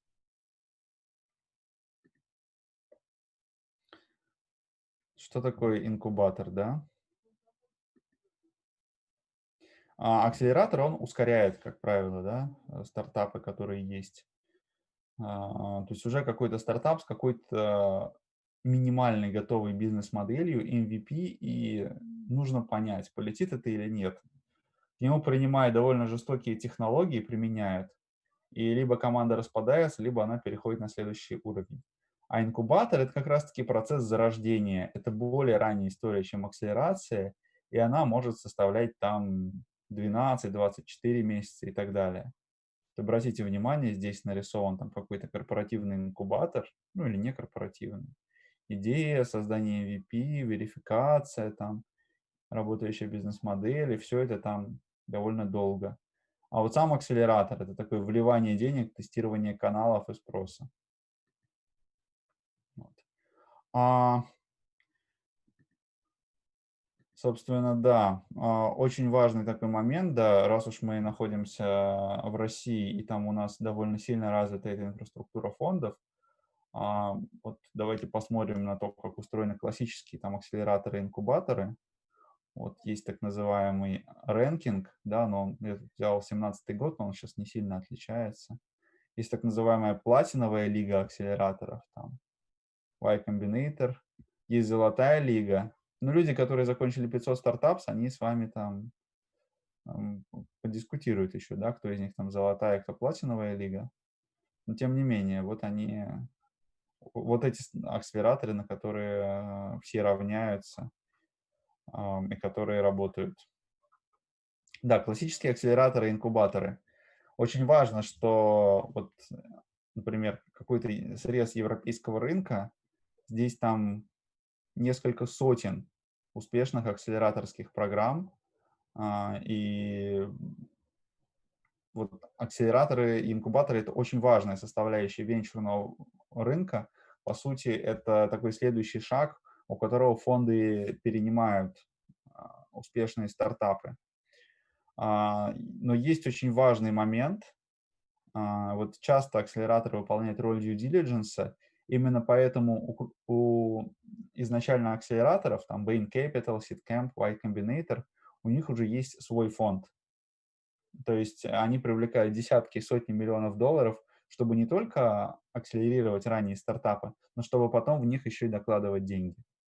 То есть, поэтому в России, наверное, акселераторы существуют без фондов в основном, хотя это тоже неправда. Но в целом, конечно, фонды и акселераторы, они часто работают под одной крышей. Вот. Ну, здесь у нас есть экономика акселератора. Это, наверное, не совсем относится к сегодняшней нашей теме. Но вот в отличие от венчурных фондов, экономику, которую я вам показал, да, вот есть экономика акселератора. Вот. В России примерно так же, может быть, там цифры отличаются, но там масштаб примерно такой же. То есть там люди привлекли 60 миллионов долларов, они получают какой-то менеджмент-фи, они сколько-то зарабатывают денег, очень много тратят денег на программы, пытаются их отбить продажей билетов на конференции. На самом деле, конечно, они пытаются заработать тем, что доинвестируют в стартапы, которые есть. То есть экономика акселератора, она, в общем, такая не супер прибыльная. Это скорее такой сервис-провайдер. Инкубатор и акселератор.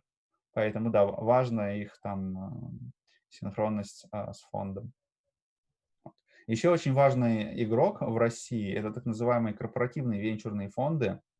Если они направлены вовнутрь компании, то, как правило, они смотрят, там, что происходит на рынке и пытаются это перетащить в бизнес. Вот они здесь исповедуют модель открытых инноваций. Дело в том, что сейчас с развитием технологий довольно сложно стало утаивать инновации. Раньше там у каждого бизнеса был свой R&D-департамент, там отдел планирования.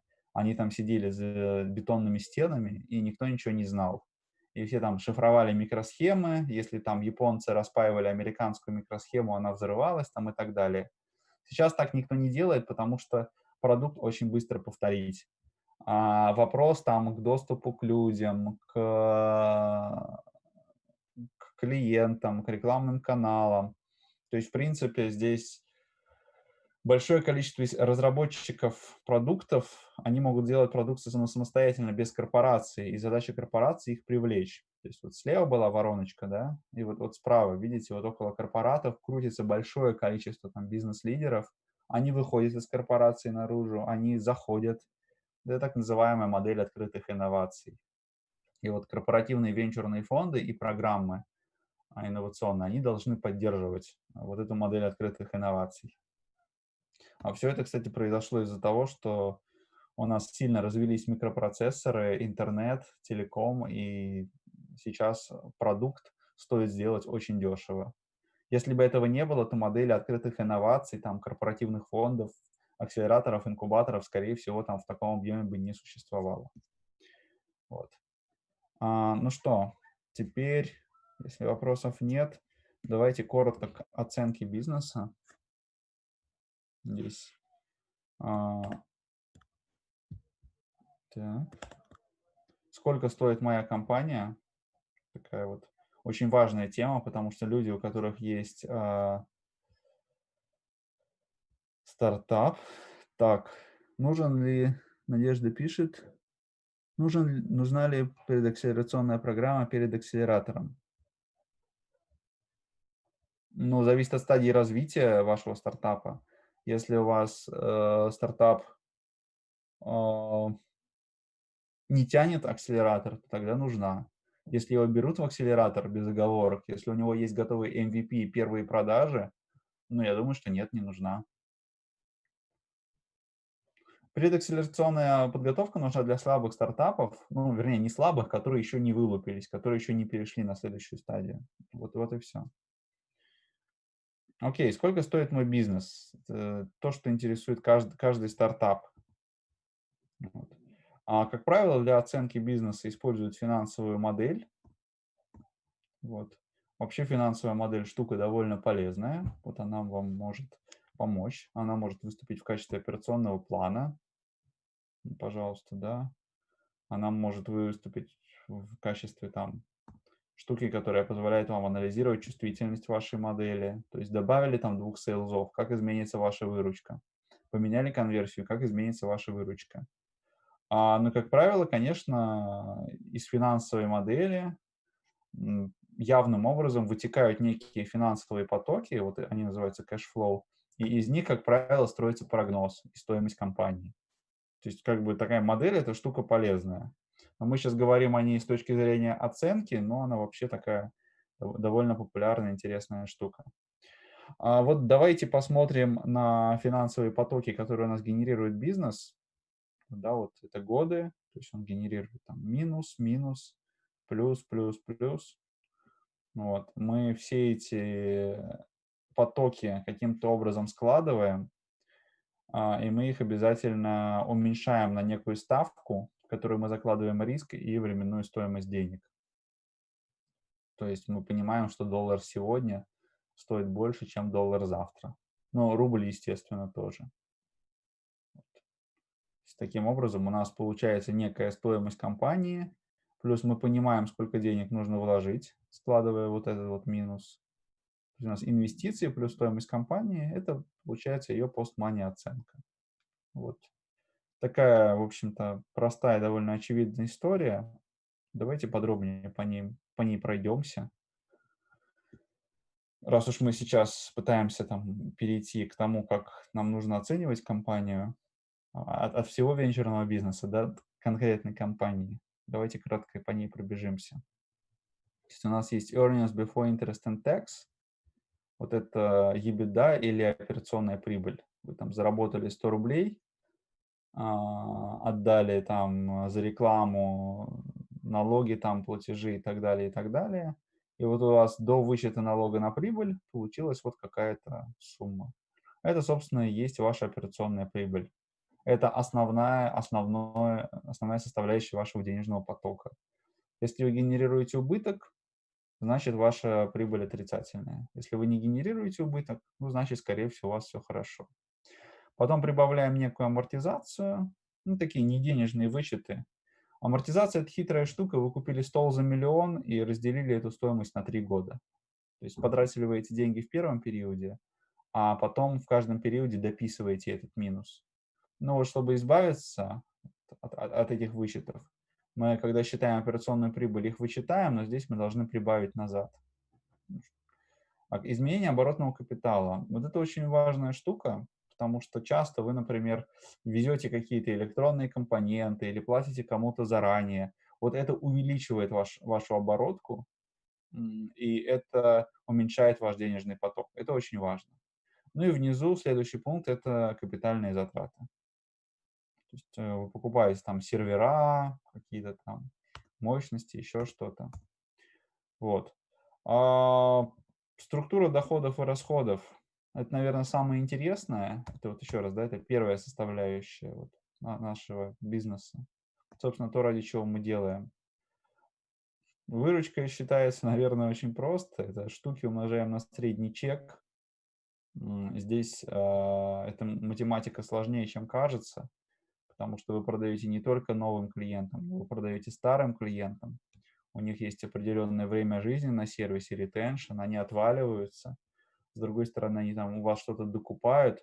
То есть у вас идет такая постоянный комок таких ситуаций. Вот. И вот здесь вот нарисована некая структура доходов. Она, в общем-то, довольно сложная. Ее драйвером является количество продавцов. Судя по всему, это у нас B2B, да? Чем больше у нас продавцов, тем больше у нас продаж. Вот, у нас образуется так называемая база клиентов, вот наверху, да, там у нее есть старые клиенты, новые клиенты, они периодически отваливаются, то есть нужно, чтобы новых поступало больше, чем отваливалось старых. И все это еще сдерживается определенными моментами, такими как там количество, короче, внутренними ресурсами. То есть можем ли мы обработать столько продаж, сможем ли мы там, достаточно ли у нас системных администраторов, чтобы поддержать там наших клиентов. Ну, часто это становится узким местом бизнеса. Ну, то есть вот такая вот структура доходов, из нее у нас получается выручка. Вот. Про внутренние ограничения для роста сказал. Да, у нас может быть довольно много клиентов, но мы просто можем не успевать их обработать. И еще важно вот эти параметры бизнеса, когда мы строим модель, понимать, потому что, ну, например, вот в бизнесе, там, связанном с фитнесом там, или со спортом, там есть один менеджер по продажам, и он может обработать там 100 клиентов в месяц. И вот больше он обработать не может. А, например, в бизнесе, связанном с лендингом, например, какой-нибудь генератор страниц, там лендинг-пейдж генератор, там один менеджер по продажам может обработать, там, например, всего 30 крупных клиентов. ну и так далее. То есть вот эта характеристика, она уникальна для вашего бизнеса. Относительно внутренних ограничений тоже вот очень такие есть нюансы. Например, у вас есть бизнес, который помогает студентам там обучаться и поступать на MBA-программу, ну, готовить там документы, еще что-то там, писать эссе, выбирать там программу. У вас должны быть настолько опытные кураторы, которые вот делают саппорт этой программы, что у вас основным ограничением для роста может быть, например, вот такой образованный персонал. Кстати, это характерно еще и для кибербезопасности. Например, там настолько мало специалистов, что многие бизнесы просто останавливаются в росте в России, потому что университеты не готовы подготовить этих специалистов, вот, а их негде на рынке брать. Ну, такие есть гримасы ограничений. Конечно, когда вы делаете модели, оцениваете бизнес, нужно понимать. Вот. О структуре расходов. Там тоже очень много нюансов, потому что там есть НДС, если вы там продаете товар плюс услугу, там нужно в первый момент, например, заплатить поставщику, а потом оставшуюся выручку там себе. Ну, тоже довольно сложная история, ее нужно аккуратно считать для каждого стартапа. Вот расходы на персонал, мое любимое. В России очень большие налоги, не 13% и не 15%, как сказал сейчас президент, они там около 42%. Поэтому, ну, зависит там от размера зарплаты, 35-40%, поэтому они тоже очень большие, и поэтому, ну, собственно, вот так вот. Это тоже очень существенная часть костов. Ну, плюс есть еще налоги на прибыль, да, там можно в Сколково получить освобождение от налога на прибыль, если вы молодая высокотехнологичная компания, или там в парке высоких технологий Беларуси. Вот. Но тут нужно учитывать, да, тут отсутствие налога на прибыль там и так далее, прочие нюансы. Вот. То есть по первому пункту мы пробежались, самому важному для оценки бизнеса, это операционная выручка, EBIT или EBIT. Про амортизацию тоже, наверное, понятно. То есть вы переносите по частям стоимость основных средств. Да, то, что я сказал, купили компьютер, это не значит, что у вас в первом месяце экономика не сошлась, а во всех остальных резко сошлась. Ну, наверное, этот компьютер как-то справедливо разделить там между там, 36 месяцами работы компании. Вот. Изменения в оборотном капитале. Это очень хитрая история, оборотный капитал. У вас есть дебиторка и кредиторка, и вы каждый раз балансируете между тем, что платят вам, и тем, что должны заплатить вы. А, И вот если вы регулярно платите больше и морозите эти деньги,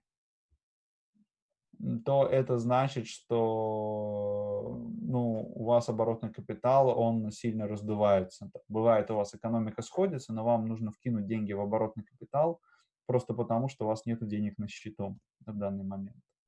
Ну, вот есть кейс, например, покупка устройств за границей в Китае для вашего стартапа. Вот.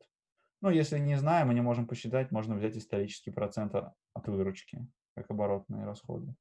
Ну и капитальные затраты. Кстати, обратите внимание, что компания обычно сравнивает по вот этой вот самой EBITDA или по EBIT, по операционной прибыли, но капитальные расходы не учитывают. Это неправда, потому что каждый бизнес, он несет капитальные расходы. Вот таким вот образом у нас получились финансовые потоки. Это не доходы и расходы. Важно, да. Доходы и расходы у нас только вверху, вот где операционная прибыль. Дальше мы прибавляем определенные кэш-составляющие, которые в моменте определяют состояние вашего кэша. И таким образом у вас получается, так, это мы все посмотрели, таким образом у вас получается некая табличка, в которой у вас есть вот эти вот free cash flow to firm, да, составленные вот из этих компонентов.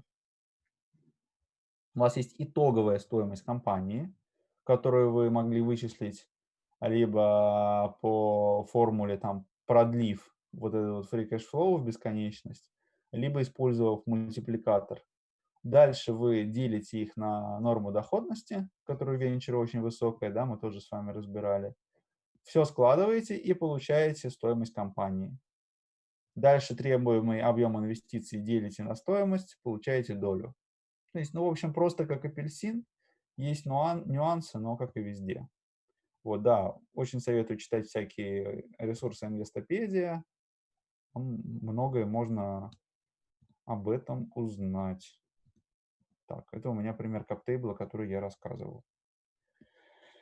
Ну, если так суммировать, я сегодня рассказал вам про венчурную индустрию в целом, потом рассказал там, что такое стартап, как он работает, какие венчурные фонды бывают, что такое акселераторы, инкубаторы. Очень кратко там прошелся по экономике венчурных фондов, акселераторов, инкубаторов. Самое важное, что нужно запомнить, что вам нужен большой рынок, и то, что, ну, стартапы — это штука довольно рискованная, они регулярно мрут. Вот. Ну, а дальше мы с вами разобрали, как можно построить оценку стоимости стартапа. Еще раз повторю, что оценку стоимости можно делать для стартапов более поздних стадий, начиная с сида или, наверное, даже со следующего раунда А. А до этого, чтобы не делать оценку и не ошибаться, потому что ничего не прогнозируемо, бизнес-модели нет, обычно стартапам дают некие стандартные раунды. Например, там 2-3 миллиона рублей за 5-7%, как это делает там фонд ранних стадий пресидовый. Это значит, что оценка стартапа около 30 миллионов рублей, любого, который пришел в этот фонд. И это позволяет там не торговаться вот за эту оценку, а сосредоточиться на бизнесе. И на сиде, да, компания выделяет там 15%, за них получает 15 или там 10 или 20 миллионов рублей. Это значит там 15% за 15 миллионов, ее оценка там 100 миллионов рублей. И компания спокойно продолжает работать дальше. Вот. А на следующих стадиях уже используется вот такой вот метод free cash flow to firm, да, метод денежных потоков. Вот если коротко, такой быстрый обзор по индустрии с наскоком, то, наверное, вот пожалуй, все. Еще хочу вам сказать, что там основное, наверное, собственно, здесь это HR-бизнес. То есть основная история венчурных инвестиций, это все-таки управление людьми. То есть весь бизнес, связанный с венчурным капиталом, это про HR, это про людей.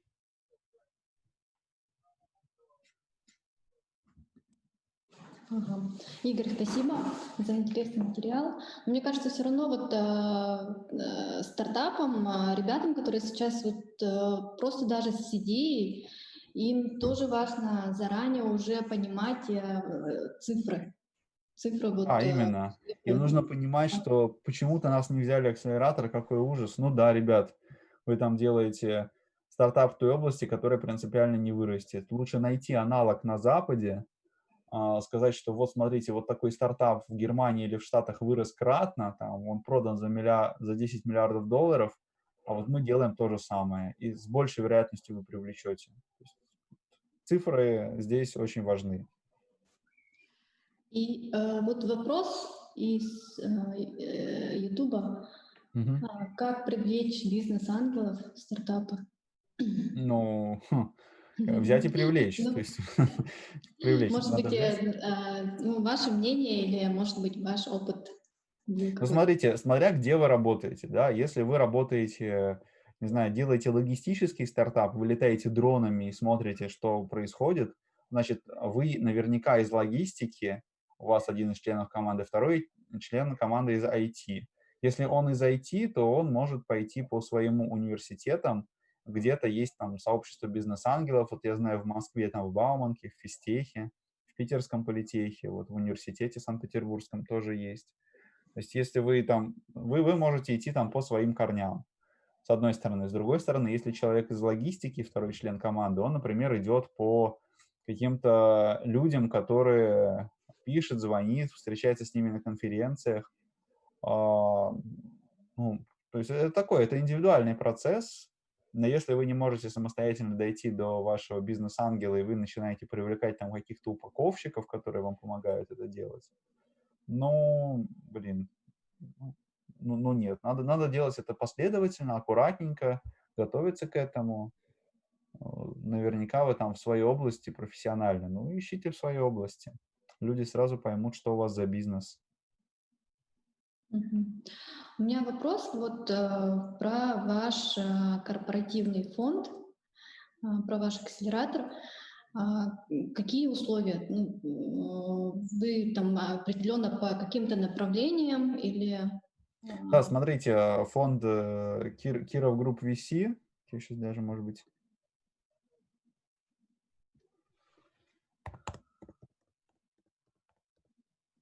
Ваш завод занимается машиностроением, верно? завод — это отдельная история. Смотрите,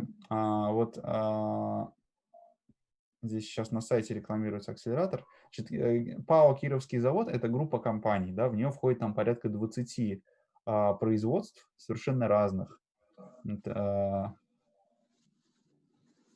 Это машиностроение, да, это тракторокировец, это энергомашиностроение, там делают турбины, это там Петросталь, это завод, который выплавляет металл, это завод буровых технологий, это такие бурильное оборудование, которое до 2 километров, такие машинки, которые ездят и делают там бурение для разных совершенно целей. Вот, это Киров Энергомаш, да, там Киров Энергомаш, электрические сети, да, то есть это HR, который накрывает все эти бизнесы, он единый. Это IT-служба, которая занимается там в том числе цифровизацией и автоматизацией. Вот поэтому здесь есть некий пул компетенций. Венчурный фонд — это отдельный бренч, это отдельный бизнес. Мы не рассматриваем Кировского завода как стратега на ранней стадии, потому что на ранней стадии вообще стратегу неразумно заходить. Это деньги, которые мы можем вкладывать в определенные стартапы, которым мы можем помогать своей экспертизой. То есть это промышленный интернет вещей, это Energy Tech, это Deep Tech, это в том числе HR и EdTech стартапы, потому что, например, у нас в портфеле есть робот Вера. Если мы говорим про технологии, то это SaaS, AI, ну, в общем, все хай-тек популярное, что сейчас есть, все, что используется. Так вот, про венчурный фонд, да. Венчурный фонд ранних стадий, Кировский завод вкладывает там через венчурный фонд деньги и экспертизу, далее стартапы растут, и далее там может происходить либо M&A, там каким-то бизнесом из Кировского завода, да, но это совершенно отдельный процесс, и мы тут как бы вопрос, да, кто купит, либо это купит рынок, либо придет фонд следующей стадии, либо это купит какой-то внутренний бизнес. Ну, как я уже сказал, мы вот позиционируем это как отдельный бренч, и это де-факто является отдельной компанией, внутри которой происходит рост стартапов. То есть у головной компании мы берем только экспертизу и деньги. У меня есть вопрос. Можно задать? Да, конечно. Здравствуйте, я Виктор Махтыров. Какие самые важные метрики для венчурных инвесторов? Для венчурных инвесторов важные метрики — ваша адекватность. Надо смотреть, насколько вы вменяемы, оперативно реагируете, там, не кидаете. Я сейчас говорю в терминах «не», да, но чтобы было там понятно. Важно знать, чего не делать. Не кидаете обидки, быстро реагируете на запросы венчурного инвестора, у вас готова качественная презентация, у вас есть разумные, вменяемые, адекватные ответы, а не «мой стартап стоит 150 миллионов, почему? Ну, потому что». Да потому что я так хочу. Или там у меня сидят какие-то основатели в каптейбле, почему? Ну, так исторически получилось. А можно их увидеть, ой, они типа сильно заняты, вообще они работают в корпорациях. То есть адекватный подход, разумный чистый каптейбл без лишних людей, проверенная бизнес-модель, ну, зависит от стадии, да, там, слегка проверенная или полностью проверенная, если мы говорим про позднюю стадию. Качественный трекшн. То есть если у вас стартап даже ранней стадии, вы должны показывать, что вы сделали последнюю неделю и прошлый месяц для того, чтобы оказаться там, где вы есть. Очень часто есть компании, которые в стелс-мод, такими расслабленными менеджерами корпораций делаются, и все это длится там годами. Вот это вот нет. То есть нужно быть нормальным человеком, короче. Спасибо, понял. Ответственным. Да, да, человеком, вы знаете, даже, наверное, прежде всего, потому что метрики там можно сделать, людей там компетенции привлечь, а вот научиться там не обижаться на критику и не воспринимать критику стартапа как там личную и там конструктивно работать дальше, это вот, ну, не каждый может. Так, коллеги, есть еще вопросы? А много у нас зрителей в Ютубе? Сейчас спросим. Да не, ну я, может быть, вы видите, просто не ожидал, что в YouTube еще идет трансляция. Да не, на самом деле, конечно, это так. Спасибо вам большое, что пригласили. Было очень интересно. Задавайте вопросы. Если у вас есть стартапы, приходите вот в Якутский технопарк, а потом следом за деньгами в Kirov Group VC. С удовольствием посмотрим на ваш таргет, на ваш стартап.